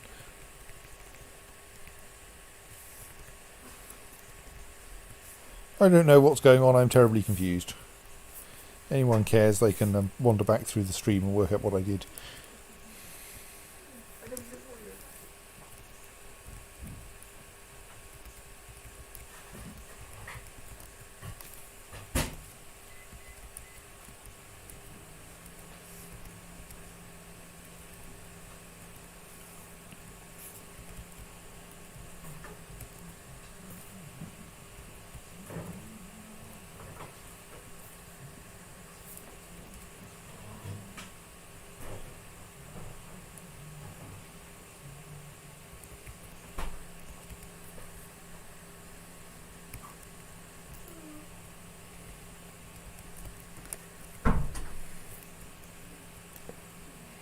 We're going to need some more space for putting Forgotten Beasts in the zoo. Let's make the Forgotten Beasts zoo a bit bigger again.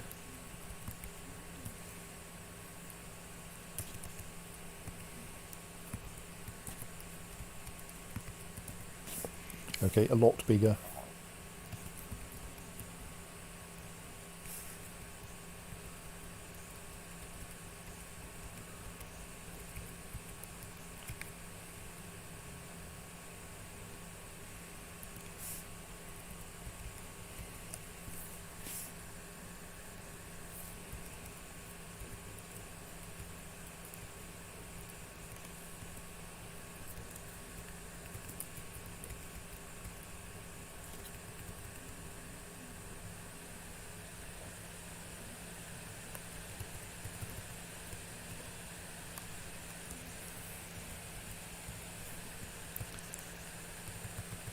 So we've reached some warm stone and not yet managed to find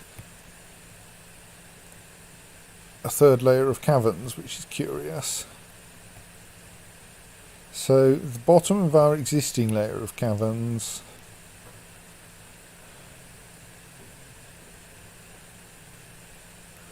is at level minus 99.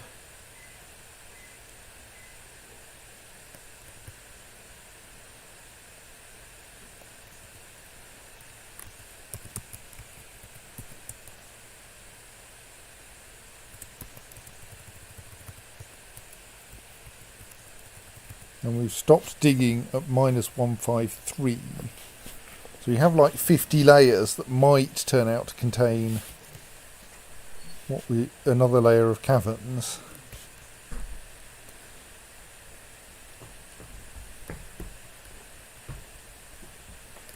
It's probably best just to dig another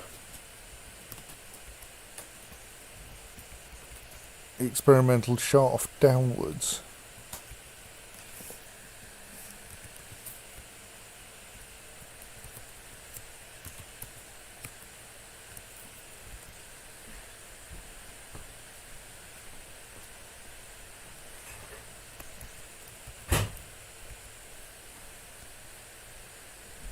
I think there are reliably 3 layers of caverns, yes.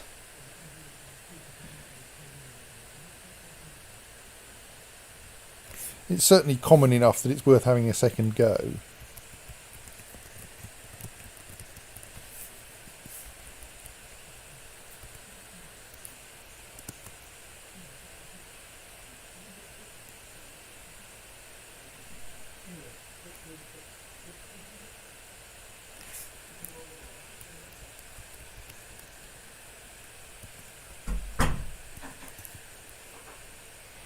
Looks like we may have a shortage of architects.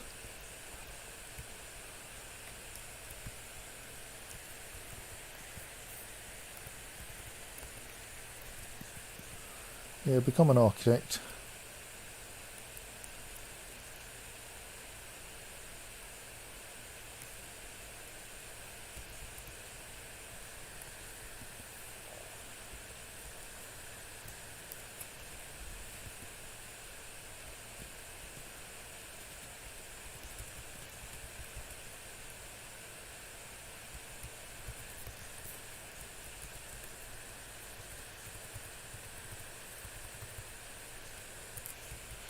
Still some gems we know about here. If we could work out how to get to them.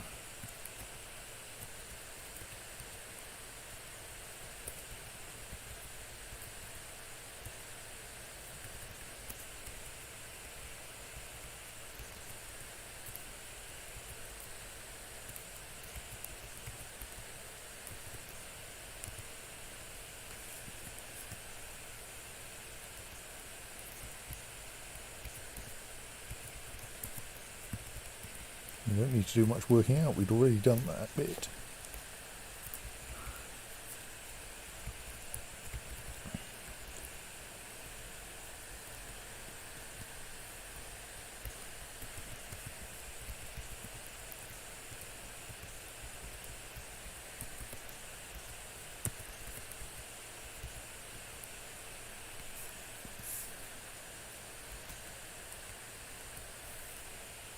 Some migrants have arrived despite the danger.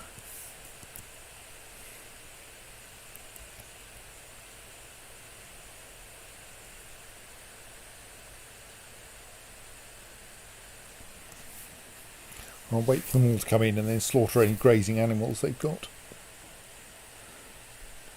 Seems to be a lot.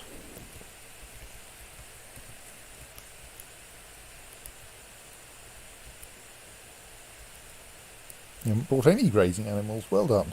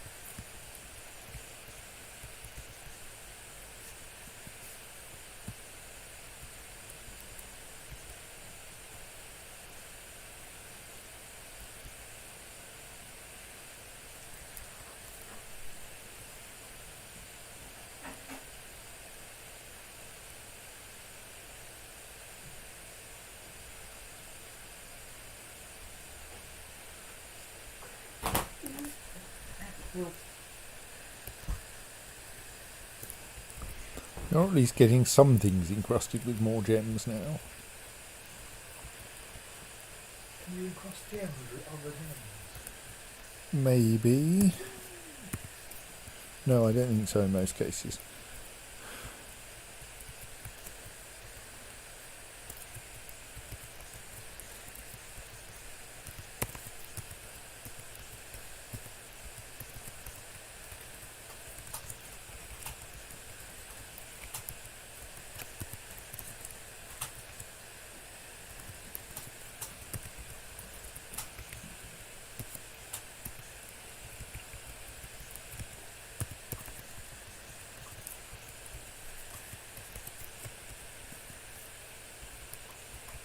I think several dwarves are going to get themselves webbed while going after that lot, but still.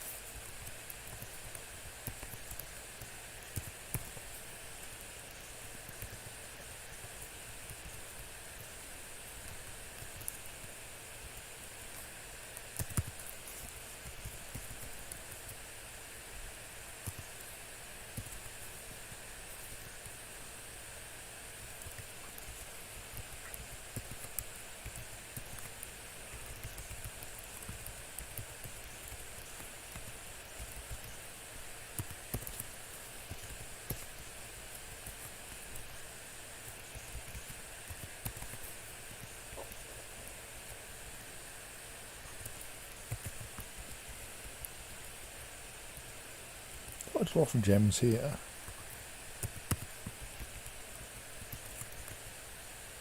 Okay, that one's not so easy to get.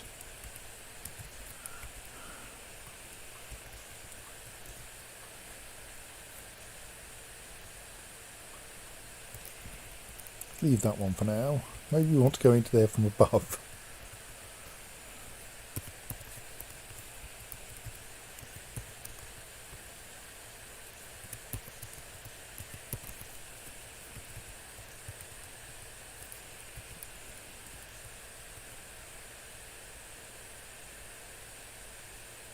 Probably as simple as the alternatives, in fact.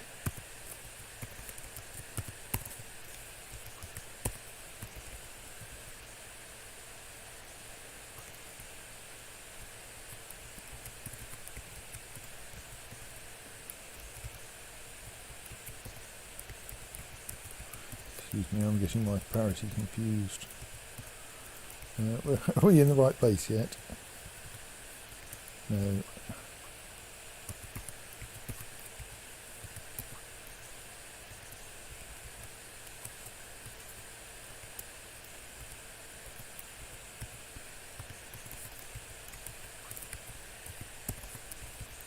Right.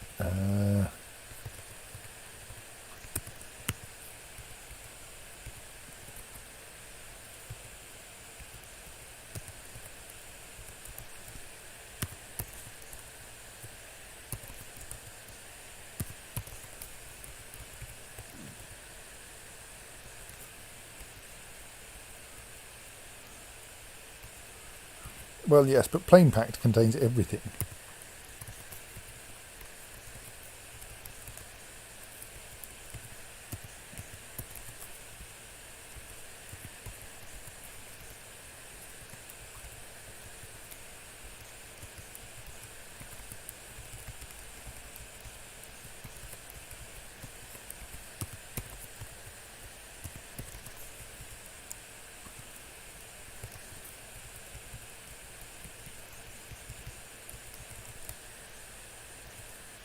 Well, good, they weren't much use.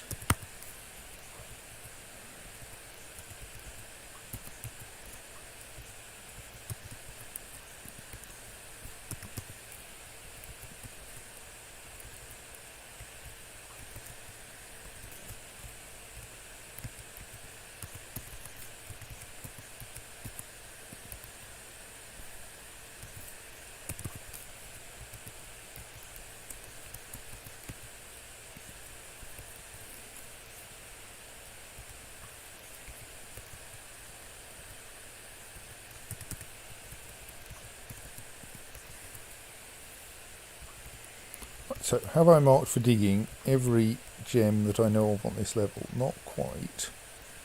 Partly because getting to that lot will be a bit of a pig.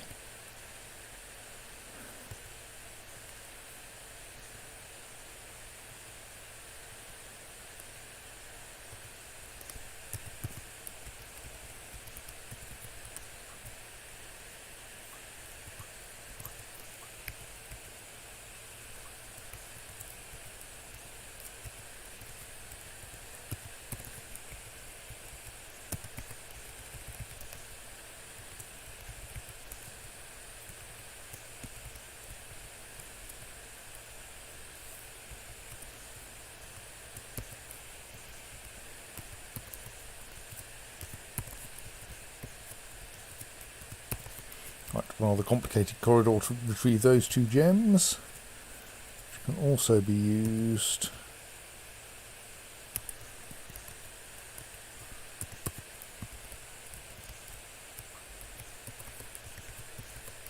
retrieve these ones.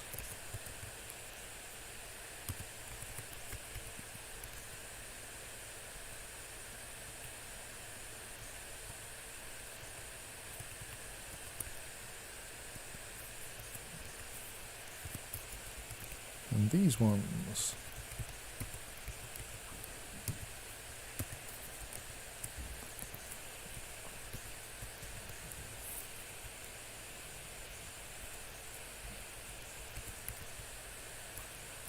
Oops, no, it really wasn't what I meant. Don't try to dig those out, that will just be embarrassing.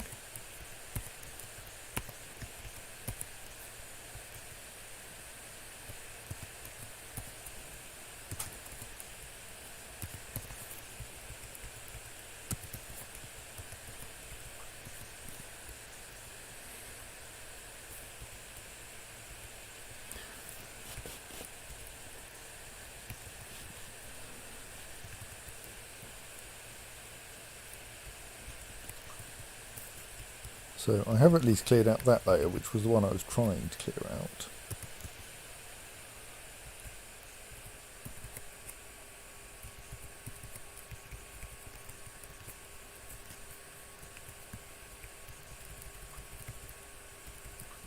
So there are now no gems not marked for mining on these layers.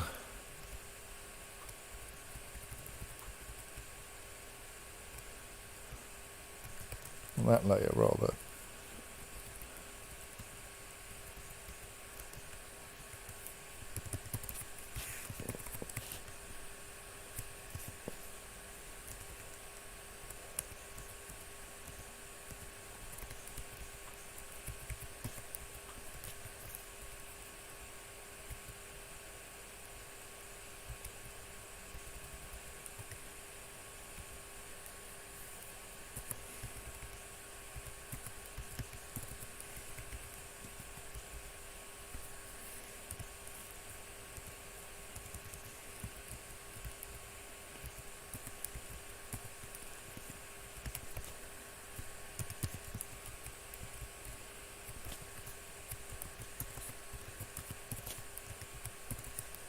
Oops.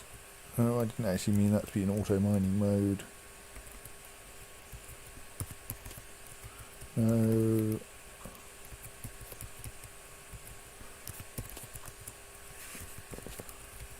Got it in the end.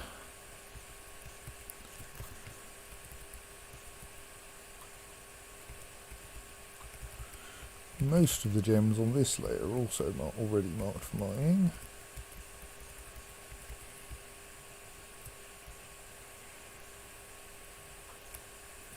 There are some around here that aren't.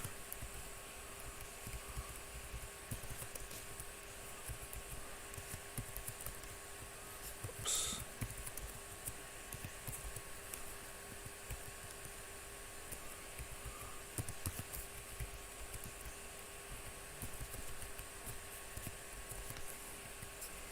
Obviously the ones right on the edge of the map we can't.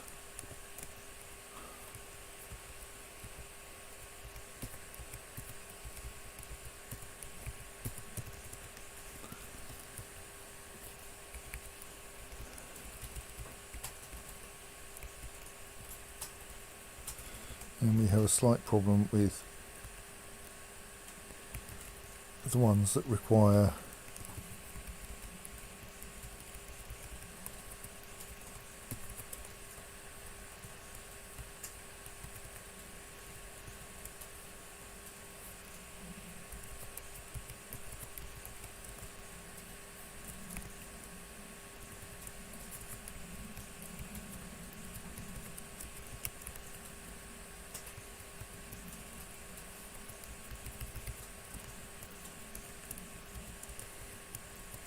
going down from above.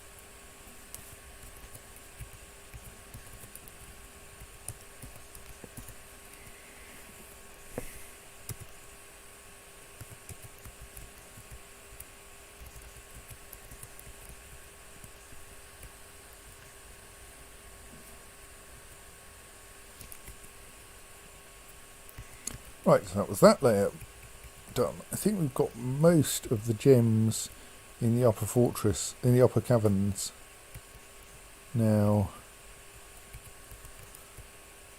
marked to be mined by a fair number of rather complicated routes. Right, this is good. It means we'll have more materials for encrusting all the things with.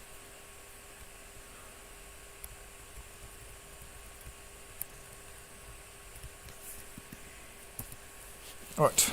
It's quite tiring.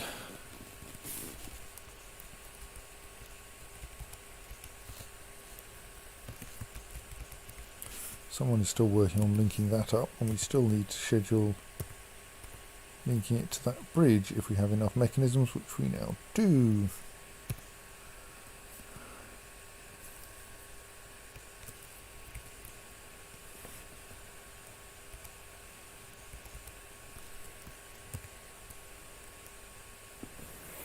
You want a ranger guild, you weird people.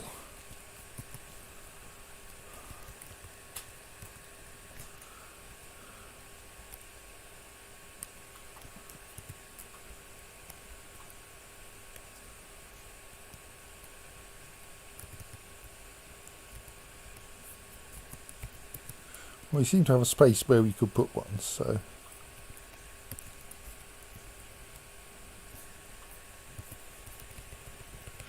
I don't know if we can make this zoo big enough now.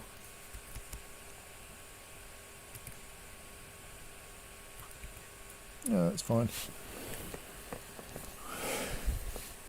Because we have quite a few forgotten beasts in our menagerie now.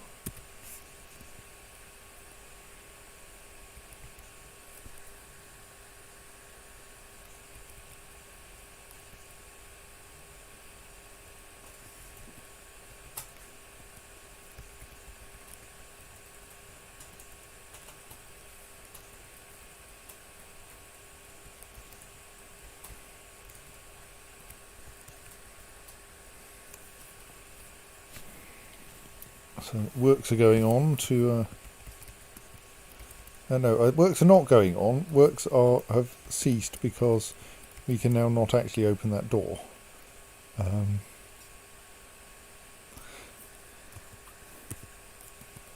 Here, how about you pull that lever? Hey!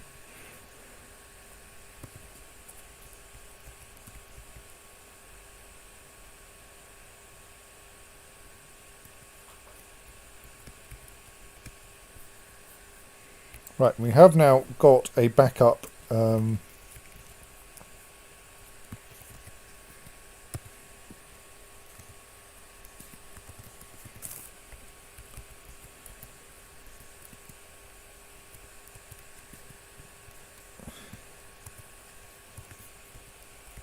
trade depot.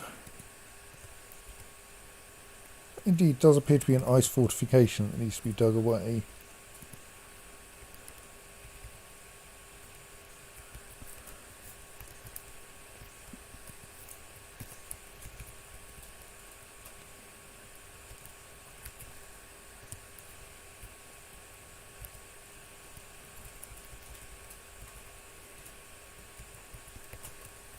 Good. Maybe next time they won't be so scared by the elk birds.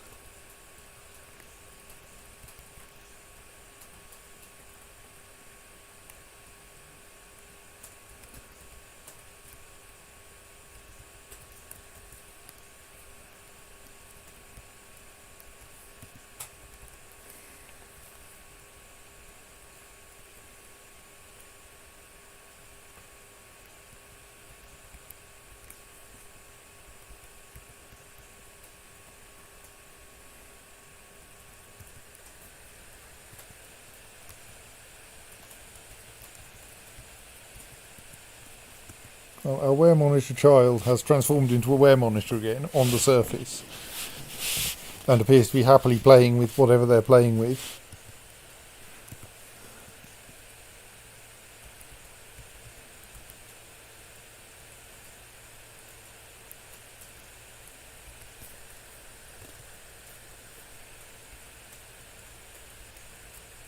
Excellent, more kittens.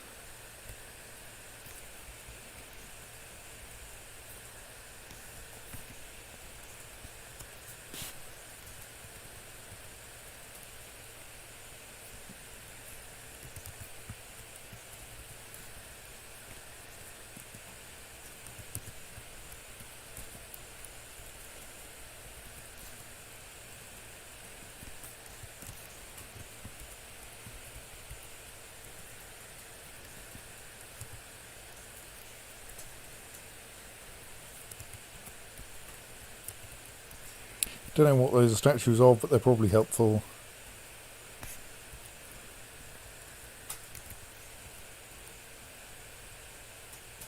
Excellent. While mining for other gems, we have found some gems. And a ghost. Aban Ralusan. How did you die, I wonder?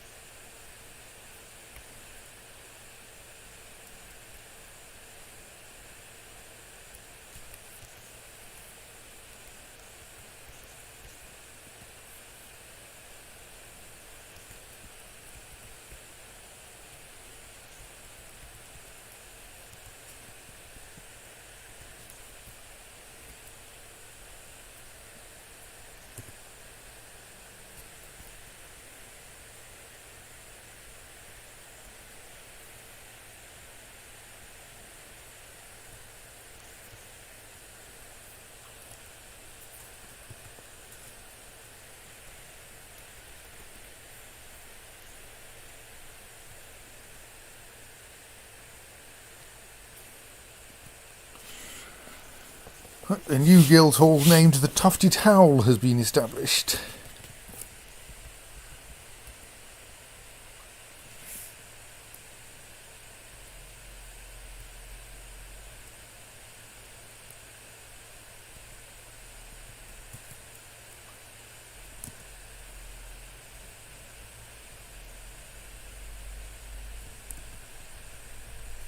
Oh, I notice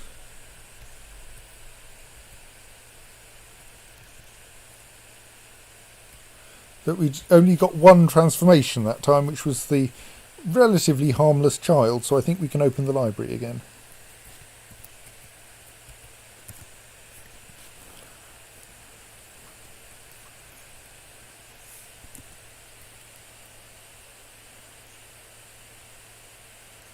Right, is the Tufted Howl a good enough guild hall yet? Not really, no.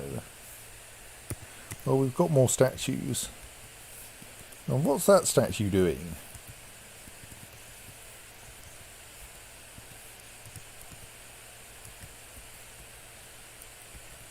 Yes, I am a little worried about what will happen once the child grows up, I will admit.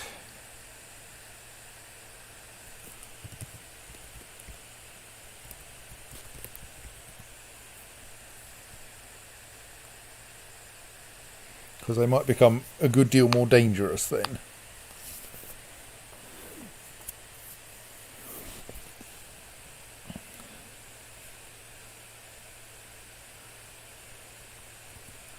So we seem to have ended up with a statue made of a... Well, that's an amusing way to try to smooth that wall. Made of diorite in there, which is not really sensible when this is meant to be a guild hall.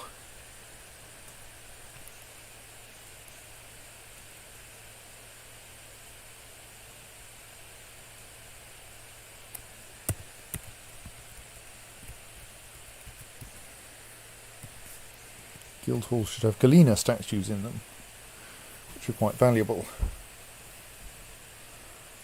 Right, that's a reasonably well smoothed guild hall at least.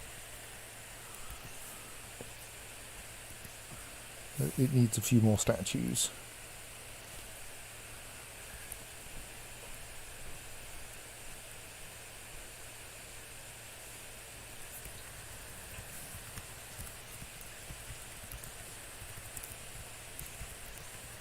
Meanwhile, we have a second vertical shaft.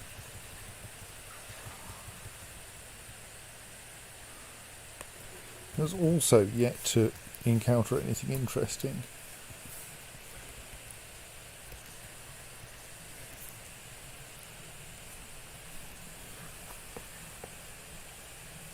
Oh dear, how sad.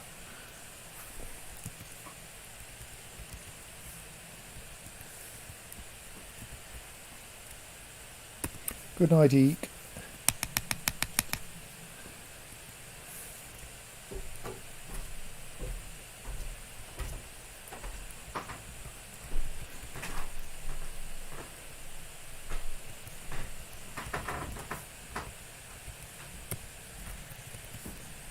Don't quite know why that horse is lying down.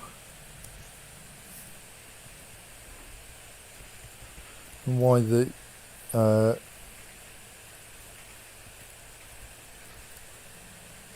traders are not leaving. Oh well.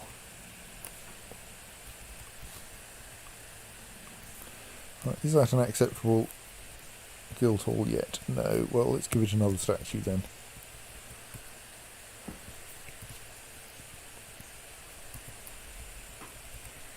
No, it's definitely alive.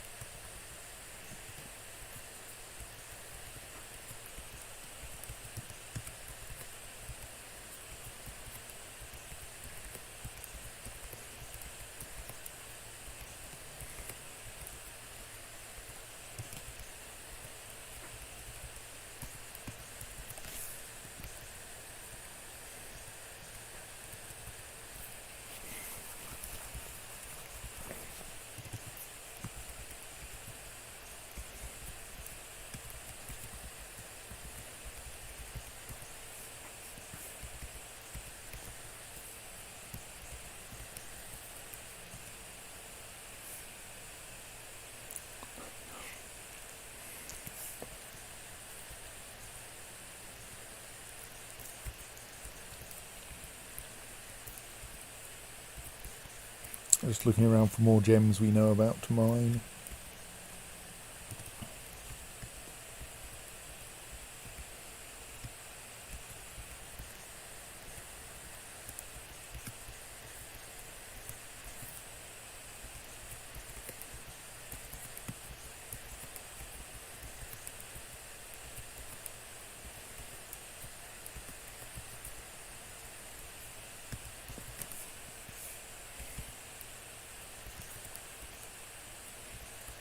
There aren't many left, but any that we can find are probably worth getting.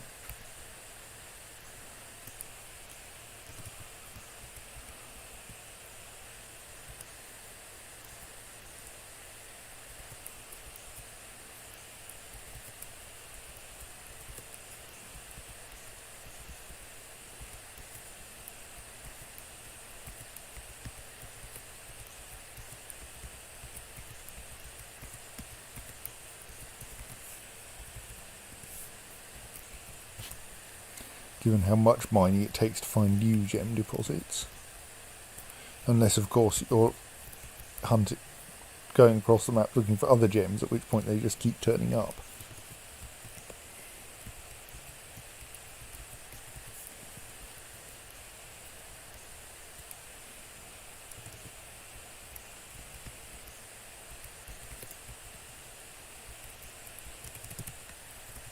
Oops, no, not square.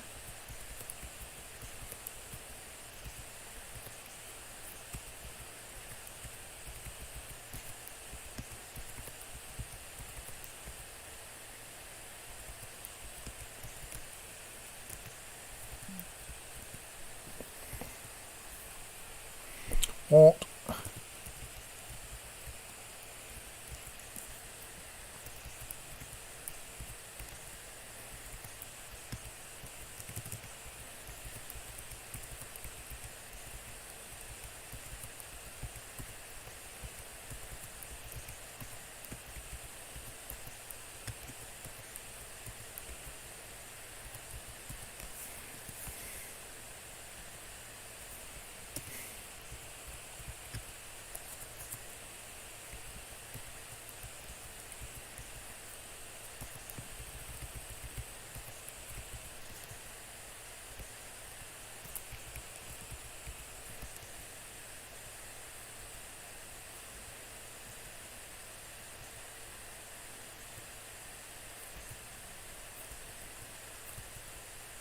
Right, that's all of the gems in that section marked.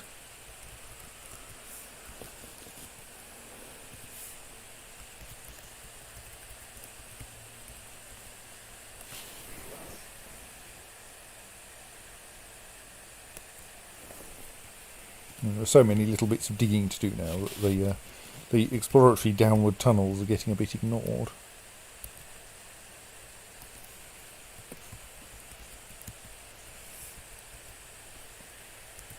So let's test this one by seeing if someone can go and pull the lever and lock themselves in and then let themselves out again.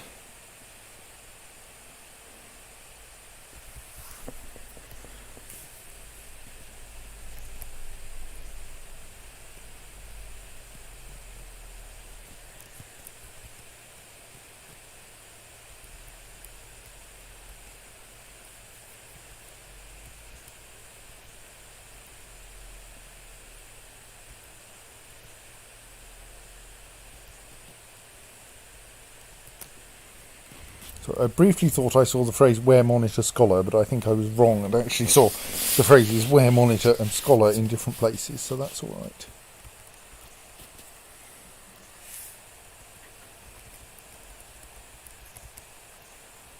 Here comes someone to pull the lever. Clonk, and they're now locked in. And the bridge hasn't activated. That's kind of weird.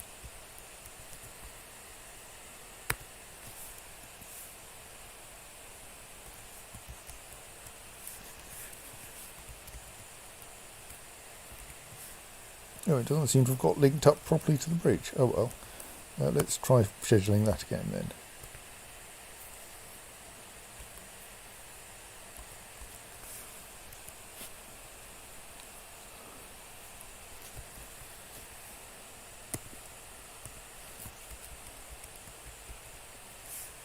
We should only do that after we've finished hooking it up and tested it.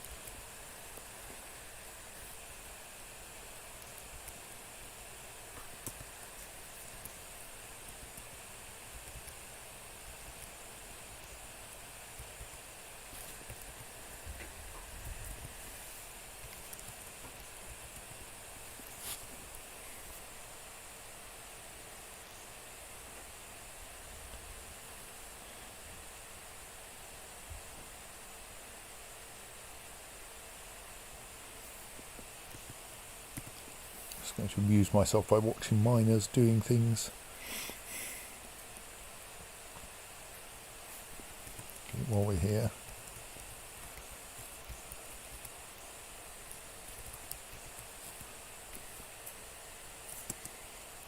Mine is being haunted too. I should value Aban Vralusan.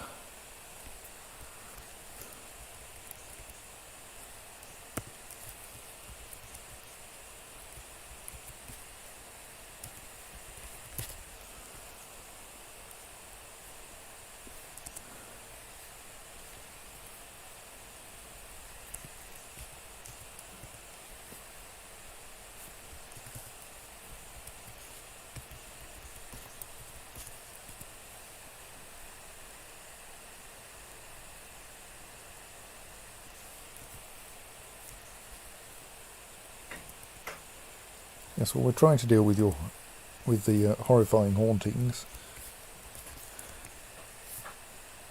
Here comes someone with a slab to fix the problem.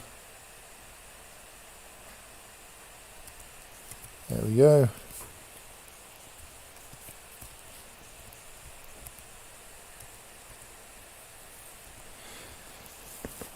Oh, right. That's unfortunate. In memory of Aban Vralusan, I had thought it might have happened. Born 169, crushed by a drawbridge in the year 173. So I did kind of wonder whether we'd accidentally crushed anyone when building the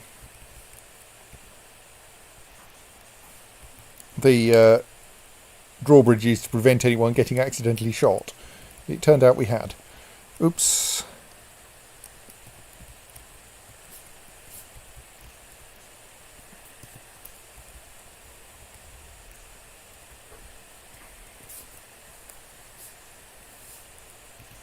I noticed when making that we appeared to have another no slabs engraved, not memorialised person. We should probably just quickly engrave a memorial to them on general principles.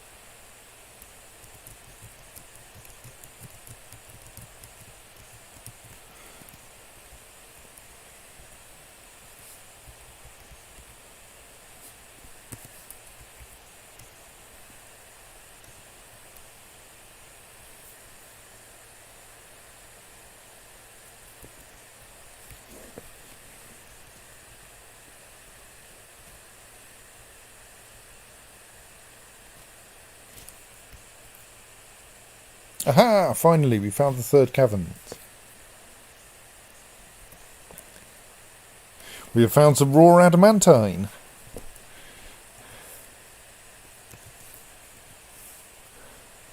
Well, I'm sure mining that will be safe.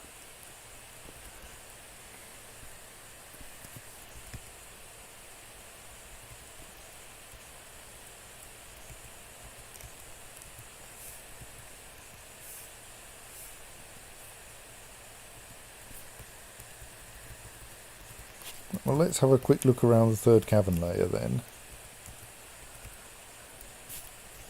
And see what we can see down there. So that's...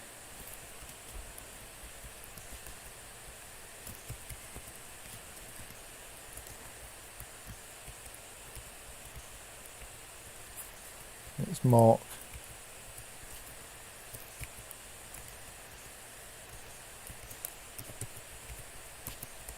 make sure we haven't actually don't mark it all for... oops. What? DX. Better. Make sure that we don't accidentally mine that out. I seem to be having some difficulty with my lifestyle here.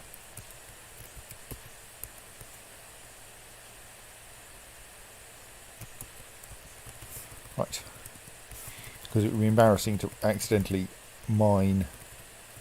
dig below there.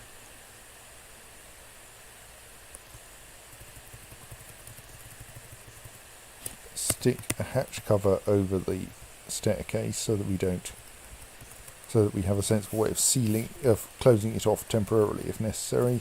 And we should probably, how did this miss the caverns then?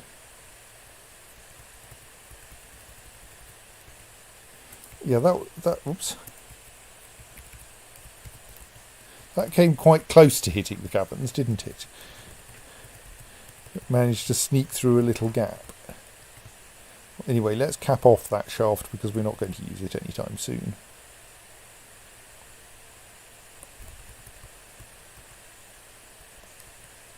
I think. Why that, or we just... No, actually, it's worth having 2 routes into the lower caverns, isn't it? In case I accidentally break one of them. So actually, let us...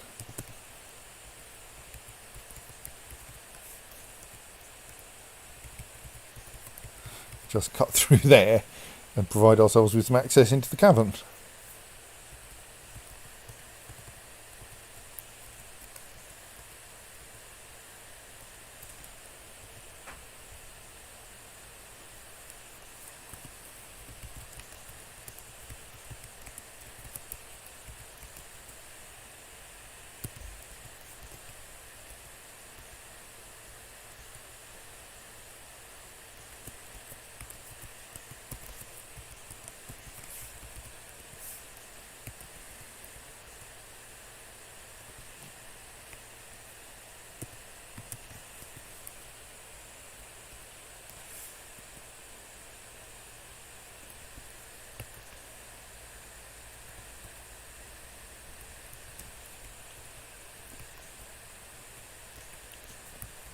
And then that gives us various things. Primarily it gives us access to a bunch more visible gems without needing to do lots of exploratory mining because someone has already done that exploratory mining. Rather, the processes that formed the caverns have done that exploratory mining. Gives us access to a small amount of raw adamantine if we're feeling brave. It gives us new kinds of wood, goblin cap and bloodthorn, and nether cap.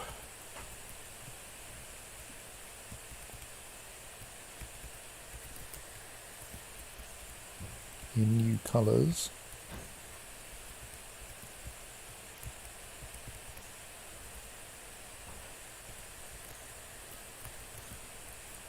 A fair number of dead trees that didn't really have enough space to grow in.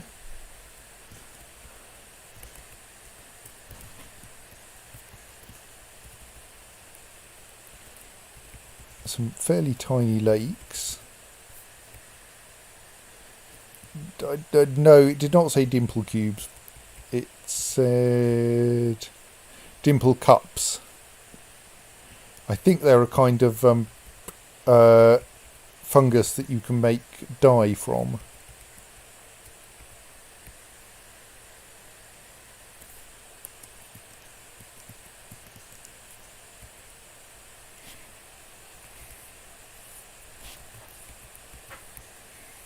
At least some of this adamantine would be safe to mine.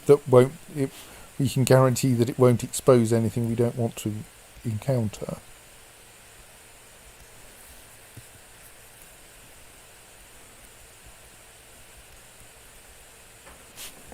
So, like, that square wouldn't cause any trouble. And neither that one. Probably several others wouldn't, but, like, you need to be terribly careful around adamantine.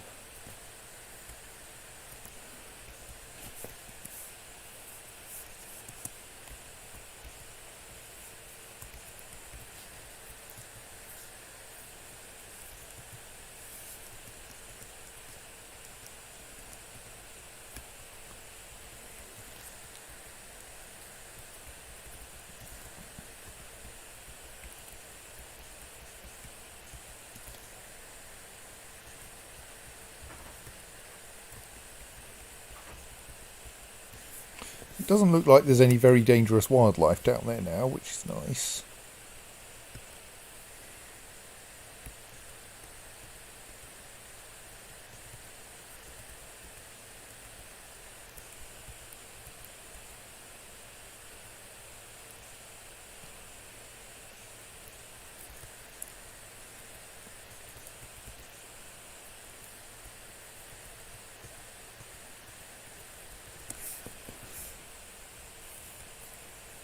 tell we've reopened the library again. The place is crawling with scholars.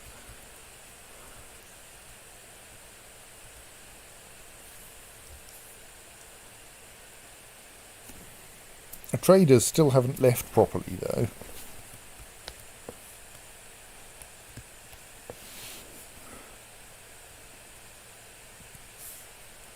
I think they'll leave eventually, but I think they may be suffering from a problem that one of their horses does not want to leave or something.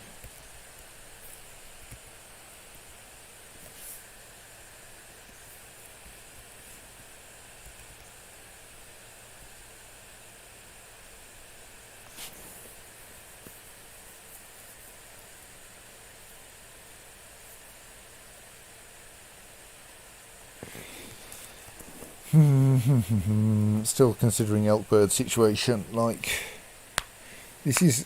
they are causing slight problems to the pets.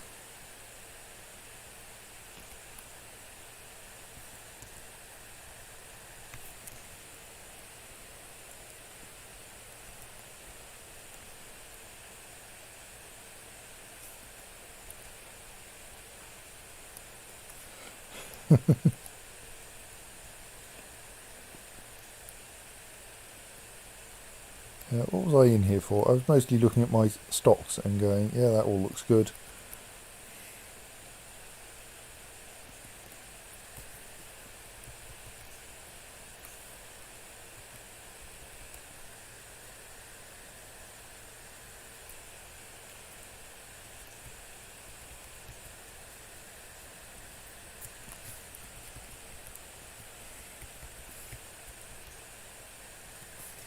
Kind of unfortunate.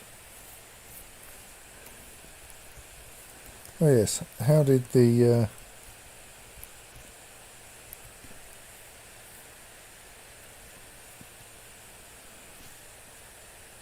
slab to memorialise the other person whose situation we didn't really understand go?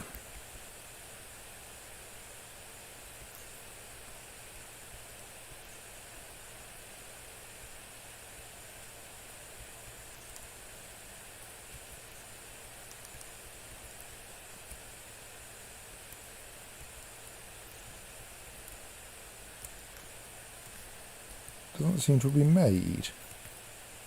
Curious. Oh, that's because it's still pending. I think I got so distracted by the new layer of caverns that I should add a hotkey for the new layer of caverns, shouldn't I?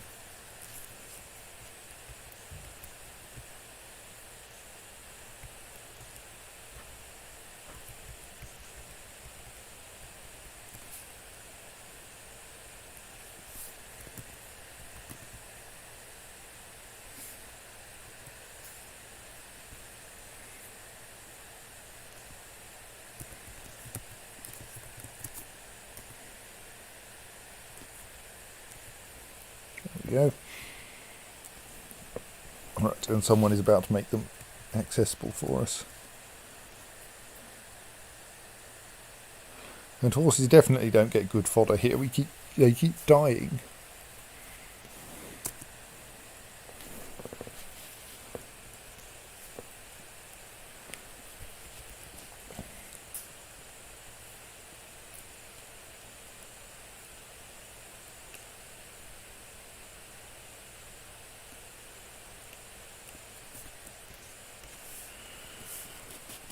Right, that's found us a bunch more stuff.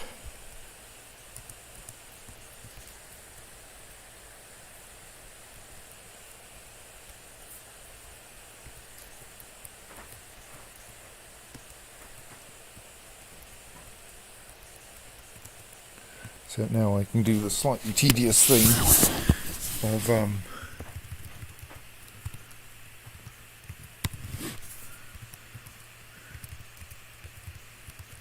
going around marking at least all the easily accessible gems for mining.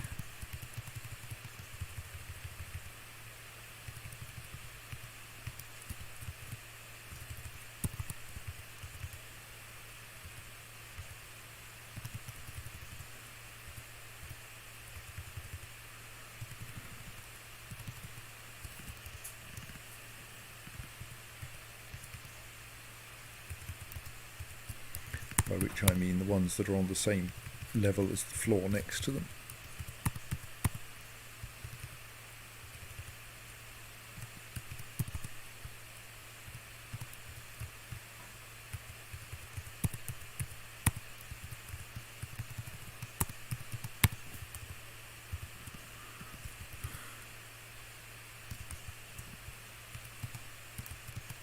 Or at least on the same level as some floor next to them.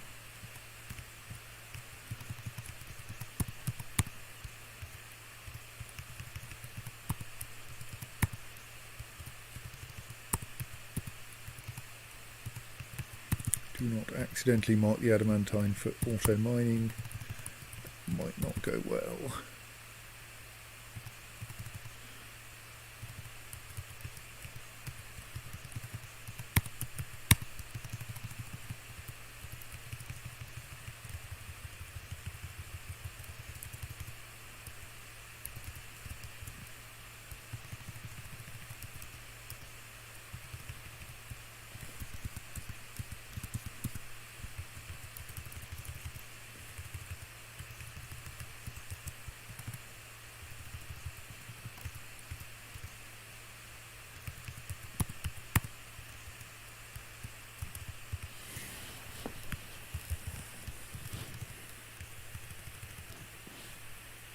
Now, there aren't actually that many accessible gem clusters down here.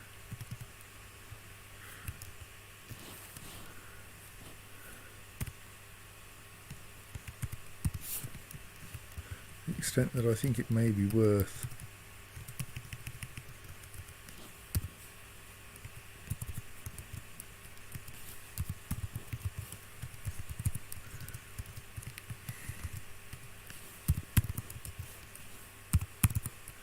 marking all of the other ones, even the inaccessible ones now.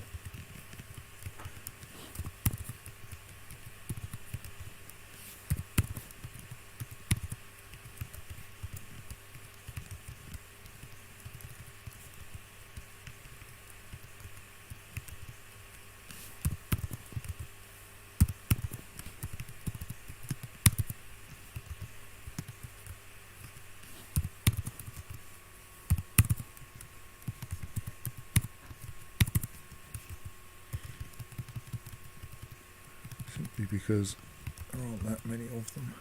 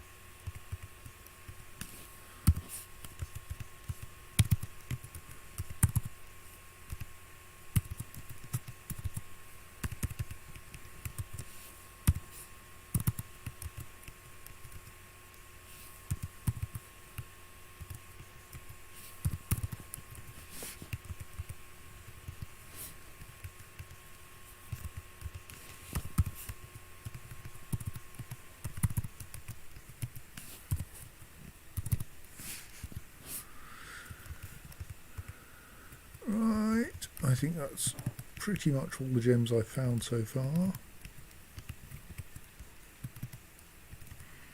But there are bits of the caverns we haven't yet explored, so let's see how that goes. As the miners go out and mine those gems, they will presumably expose more of the caverns and we'll get to see more things.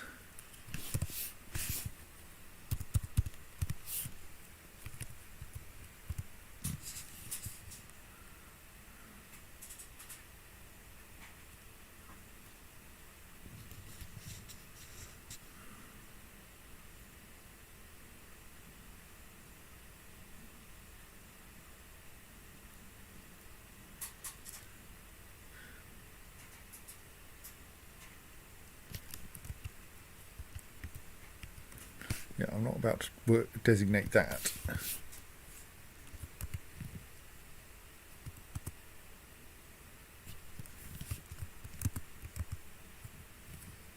On the other hand, I somehow missed that lot.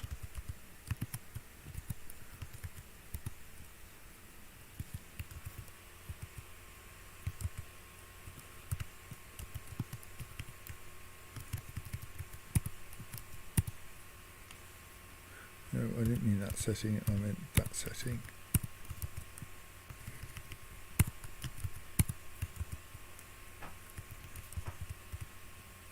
I think I somehow missed that lot because I couldn't see it before.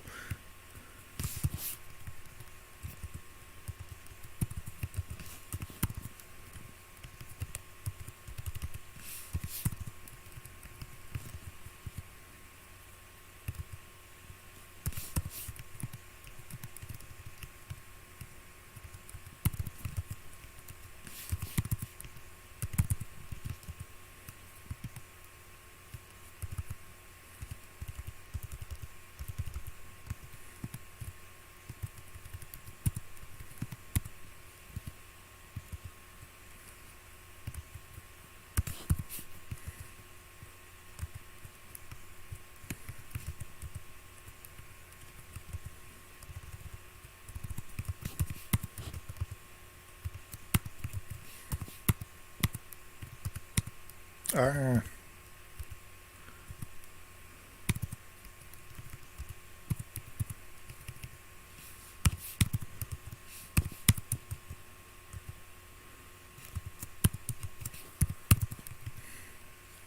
Oh, I'm doing very badly at this.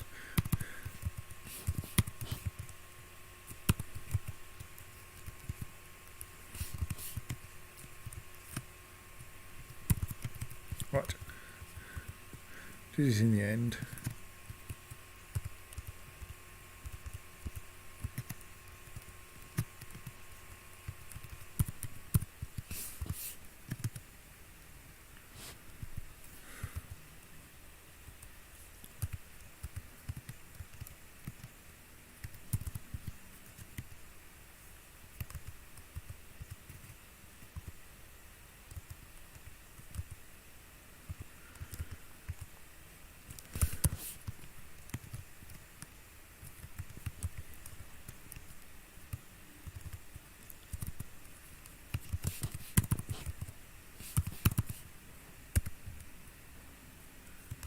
Still the wrong setting.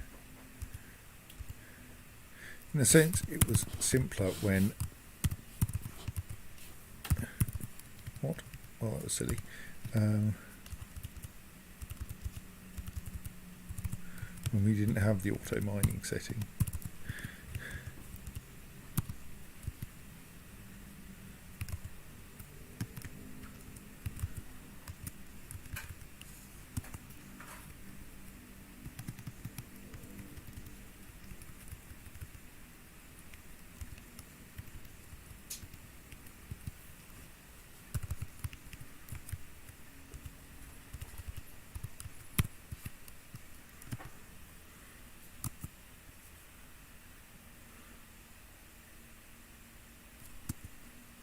Good. Well, we'll have some more gems for you fairly soon, I think.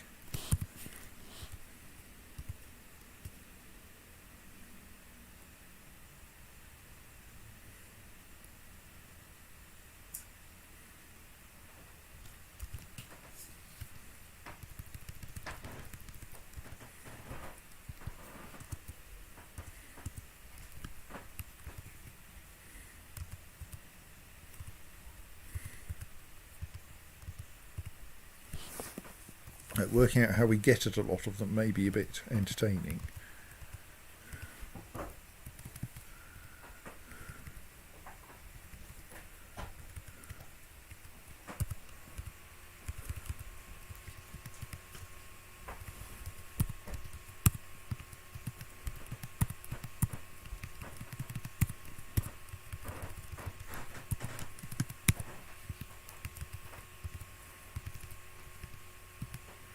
Like, at least some of them are easily accessible.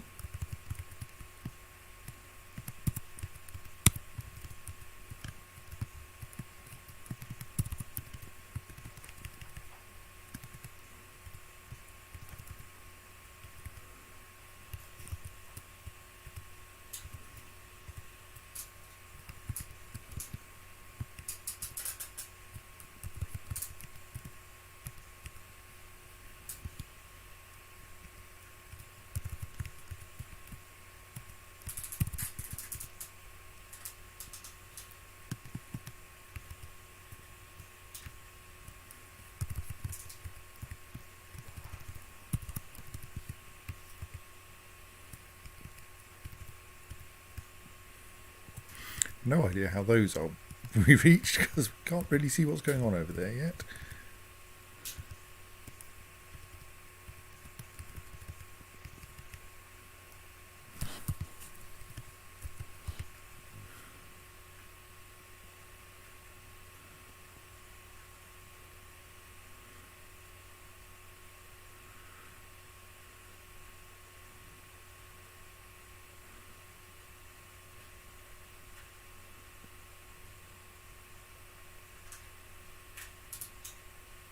Yes, it is possible, I suppose, that they were avoiding the werechild monitor, even though it's not a really dangerous creature.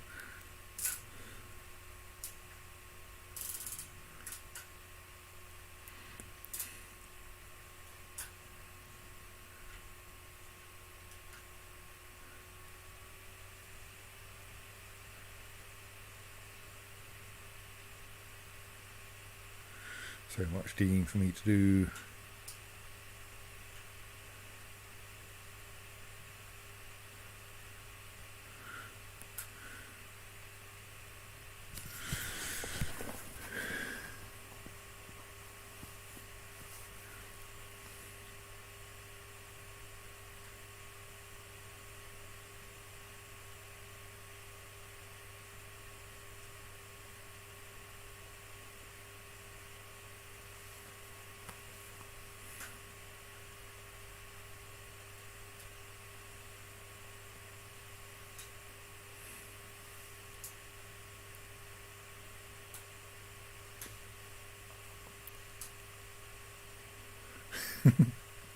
Not going to go up the stairs yet.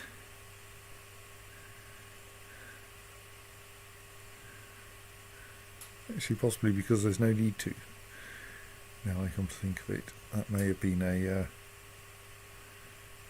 staircase that was only needing to clear one square above anyway.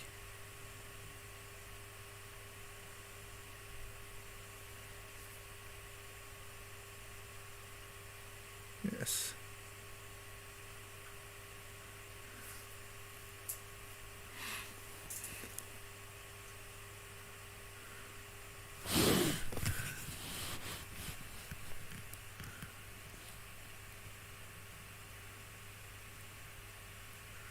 Okay, looks like that is not a cluster that stretches very far.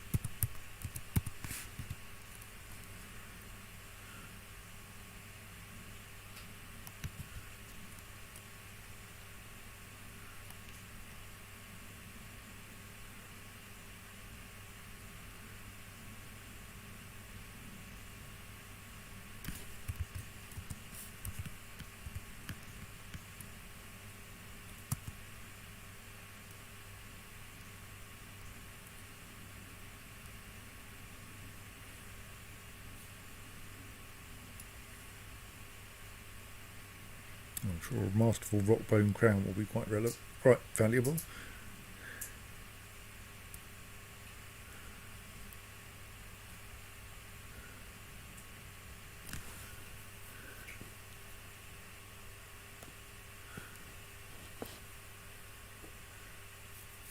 Here comes some dwarves to carry away the newly mined gems.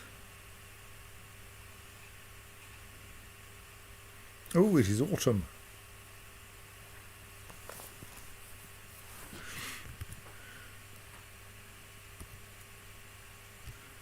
Oh.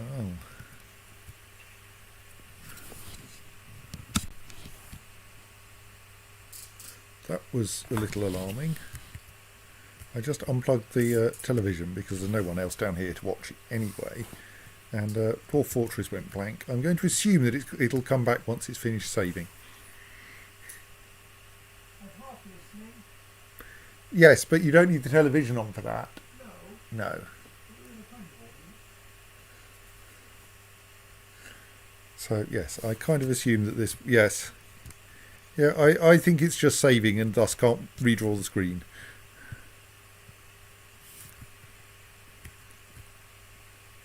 So, yep, there we go. All is well.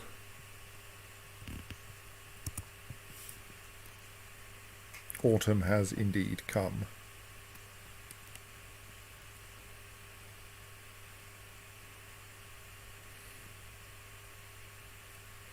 I mean, I could stop watching this miner and find out whether there's anything else going on in the fortress.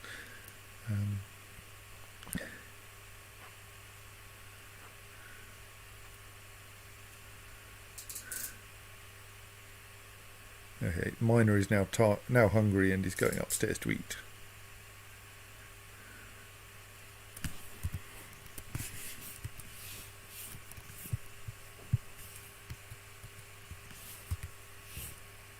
Okay, what was that hash sign?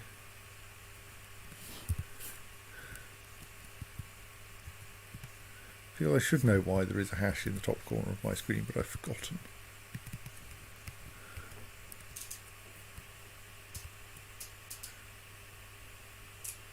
Unless...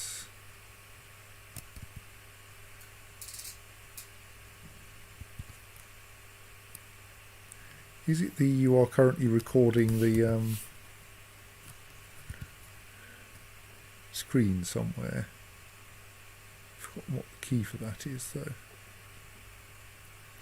It seemed to be there. Oh well. I'm sure it won't be a problem.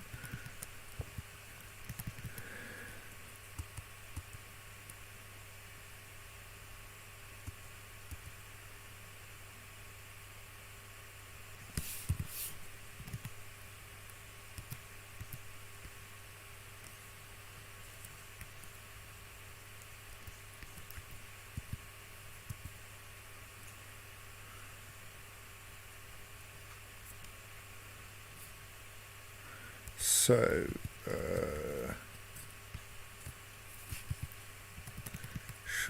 what should I do now? I'm like considering whether I... Oh, hello Vile Force of Darkness, I wasn't expecting you. Well, let's at least try to organise things for a Vile Force of Darkness.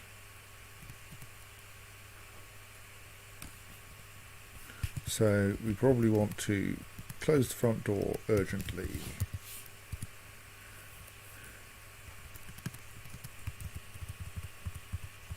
Since at present there's some mining to be done there.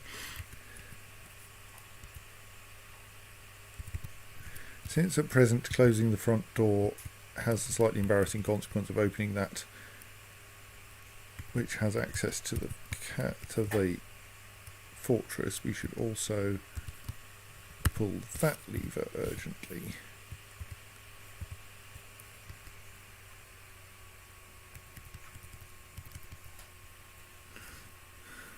There is an unfortunate dwarven child out playing on the snow still.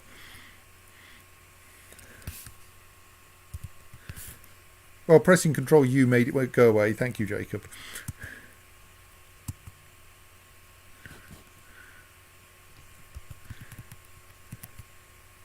We should also get people preparing to fire the ballistae,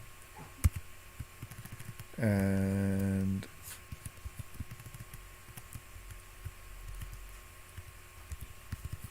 with slightly less priority, pull the lever that safely seals the ballista alleys off from everything else.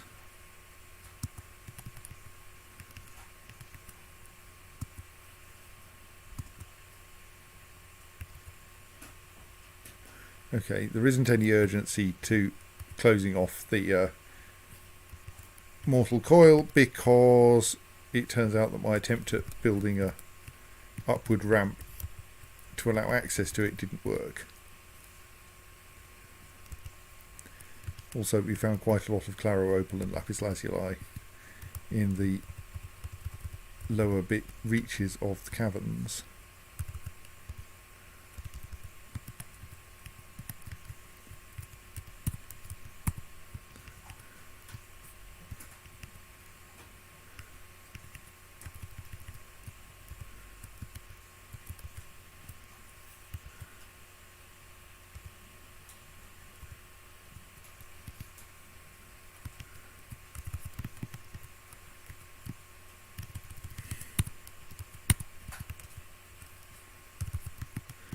Just mark some really easy bits for mining.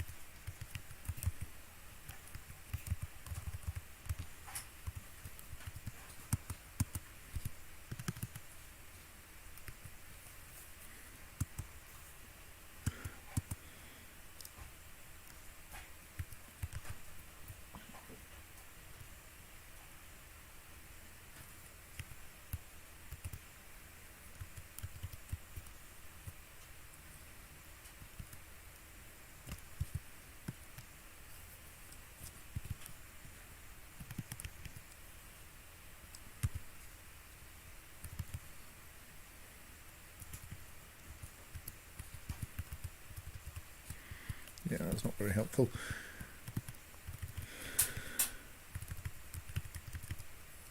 So here's my convenient vile force of darkness. Right, it is now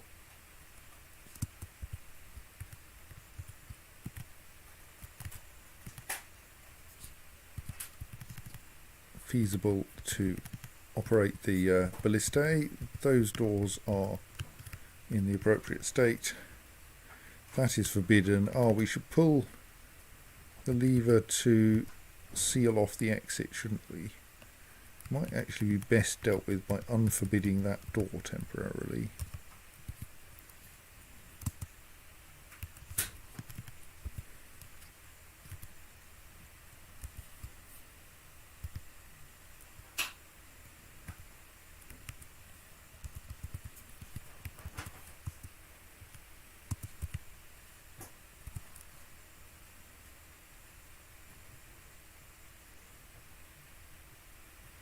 Right, well that poor child has been killed by the beak dog, which at least was saved the question of what's going to happen when they grow up.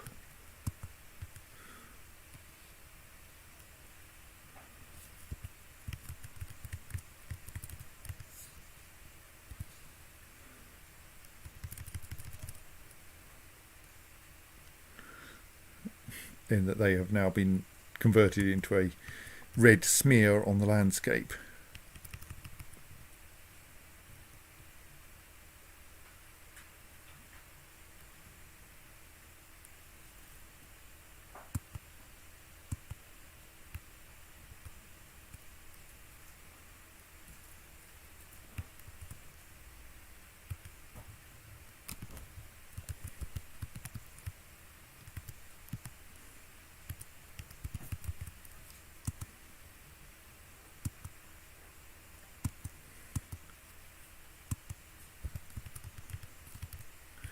We appear to have a slight problem that this one of the two drawbridges there has not activated properly because there was a bronze colossus standing on it. So we need to pull that lever twice more in order to try to tidy that up. But that's not an immediate problem. Meanwhile, the bronze colossus is going off to try to deal with our invaders. And I think I don't know quite why there is a horse being dragged around in these corridors down here. Pretty sure that's not a good idea.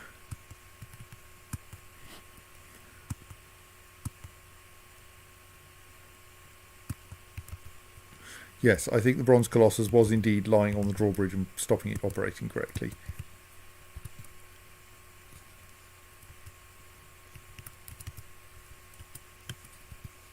Okay, one of our doors was up on the surface there. That was probably not the best place to be. So I suppose since it's set up, if there is anyone out there, let them pull that lever.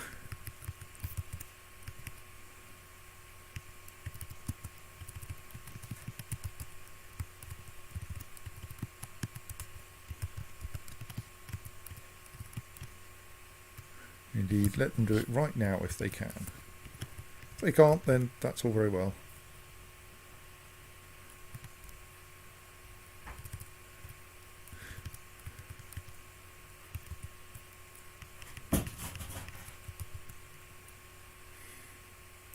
So I suspect we don't really need this ballista alley because the Bronze Colossus is just going to slaughter everything. Surely.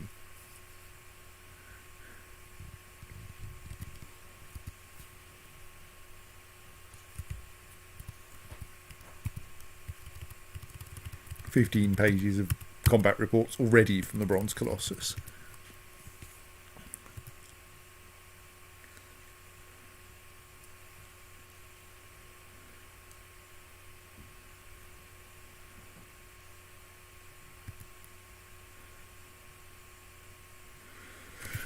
You will observe that if you turn up and use your beak on a Bronze Colossus, the Bronze Colossus wins and is not significantly hurt.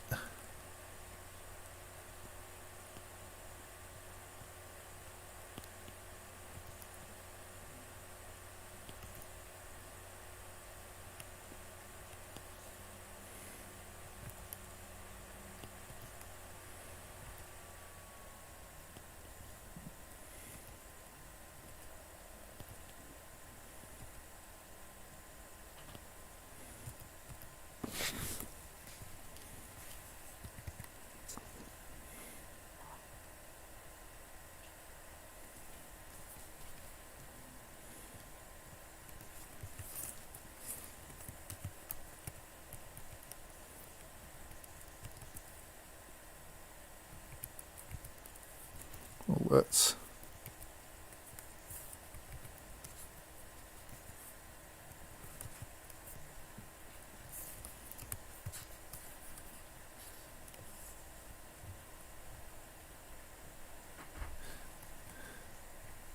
Bronze Colossus is causing some fairly serious carnage out there.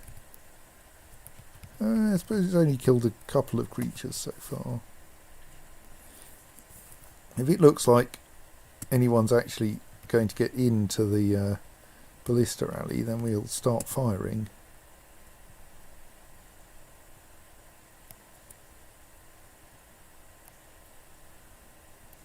But there's not much point in this. They actually make it in there.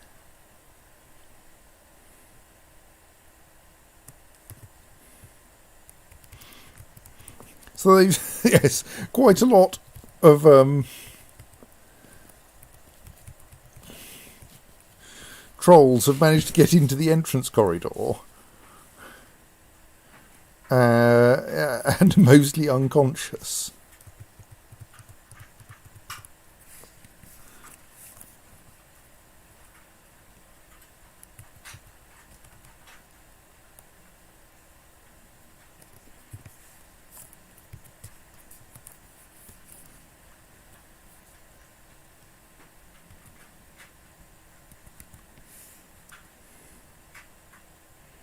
Right, at some point we're going to want to get our Bronze Colossus back.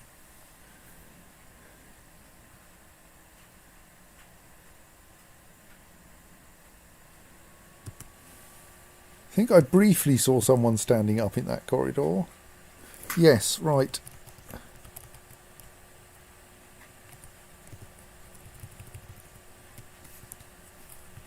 And we want to turn on the other one simply so that the arrows come back. I think we turned out to have a terrible siege operator there.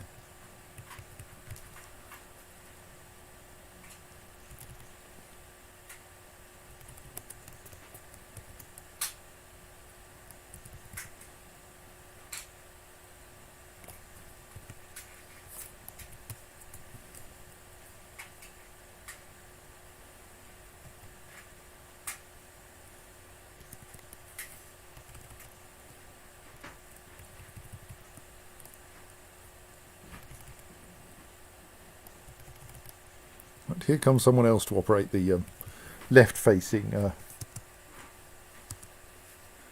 thing, but unfortunately we've already managed to... The Bronze Colossus has already made mincemeat of everyone.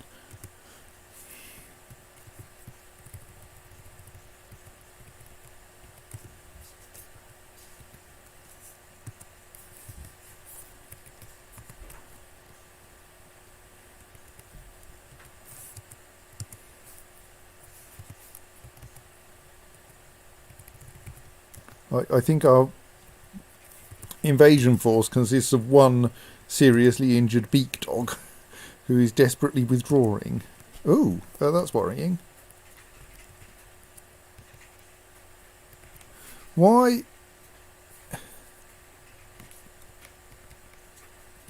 Is there anyone out there?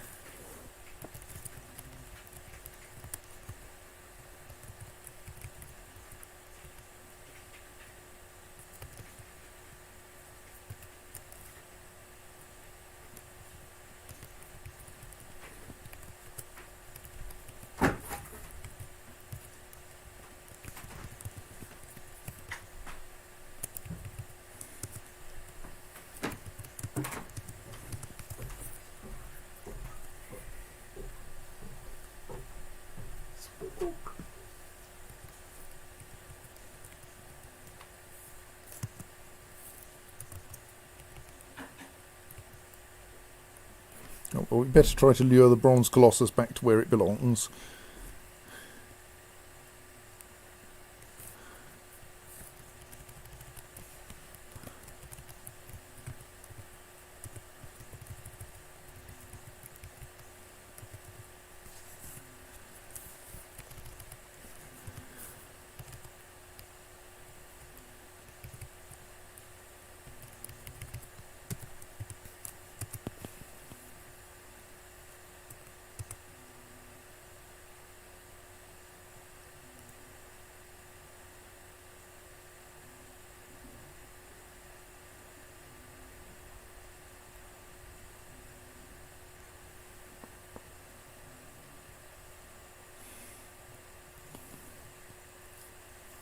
Where are you going now, bronze colossus? You've dealt with all of the invaders. We're heading more or less eastwards. Alright, there's an elk bird out there, is there? Are you going to now insist on slaughtering all the wildlife as well? An elk bird can run faster than you can crawl, bronze colossus.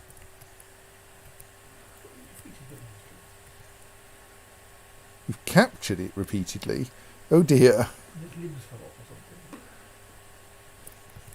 The outpost liaison has arrived. That's not going to be good.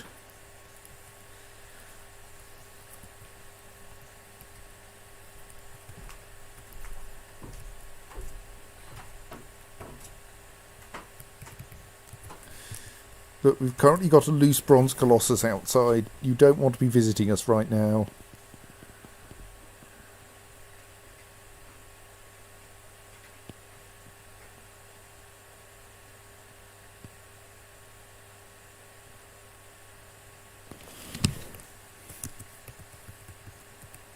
I mean, we're trying to get it back indoors.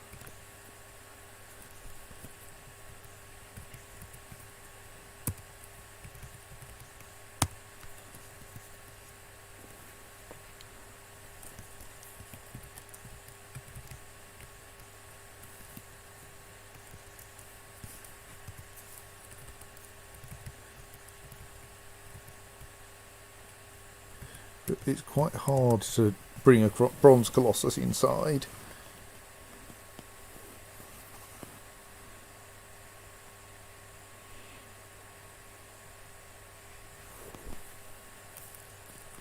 And I really don't want to risk the bronze colossus getting into the fortress. I mean, getting into bits of the fortress it shouldn't be in.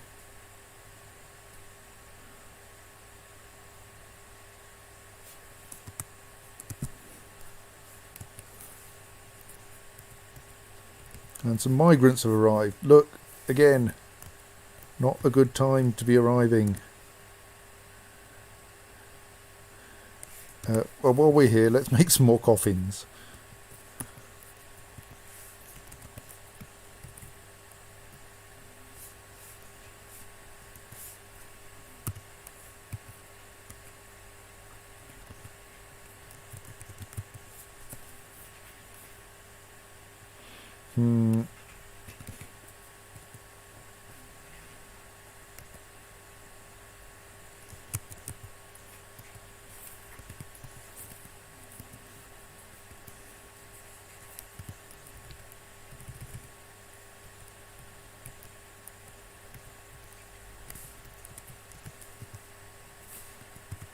No, I didn't mean the Forgotten Beast.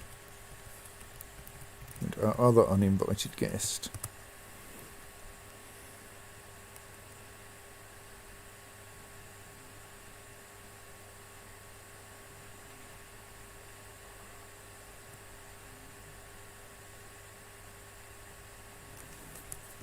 What?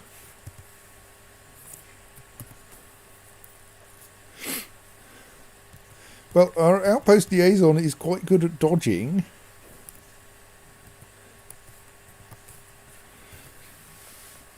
But sadly appears to be unarmed. And so will eventually tire.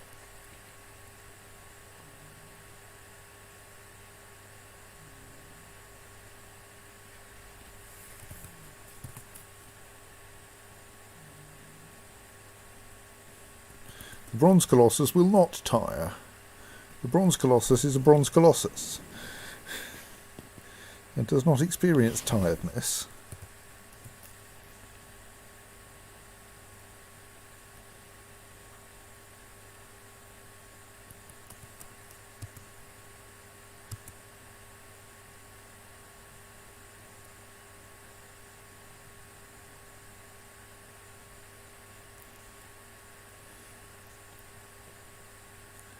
Alas, poor outpost liaison.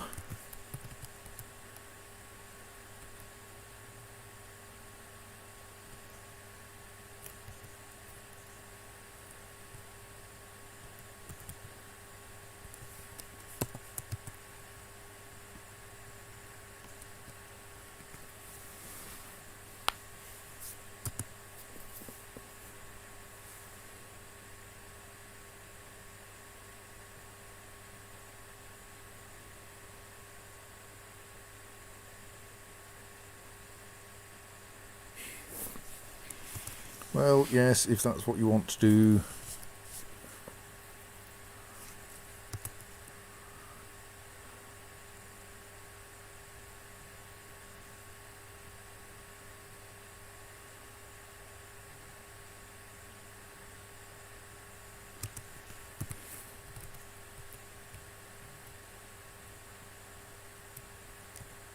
Nope, wrong one.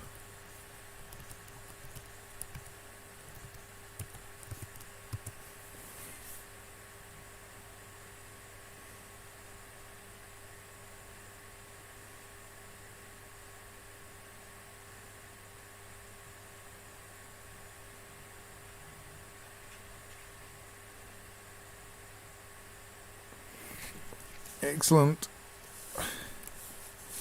Yes, get on with your mysterious construction.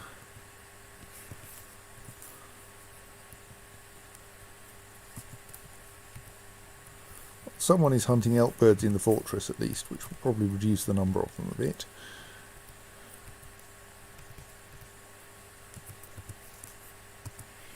What I would like is for the Bronze Colossus to be tempted by the kitten.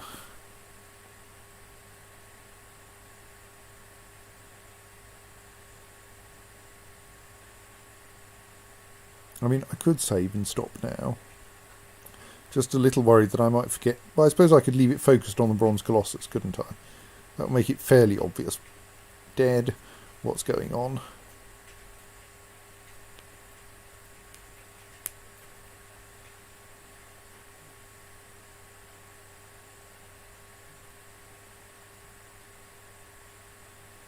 Where's the Bronze Colossus going now?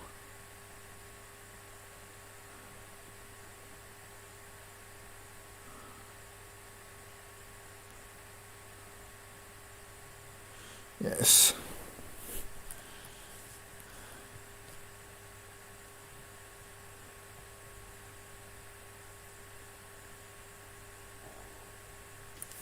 What?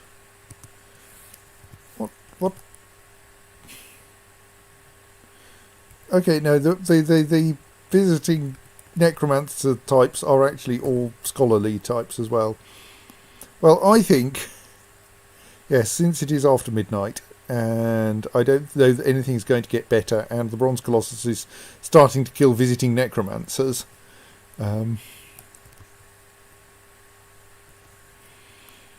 I shall consider now a good time to snooze. So I shall say good night and probably see you next week sometime. Good night all.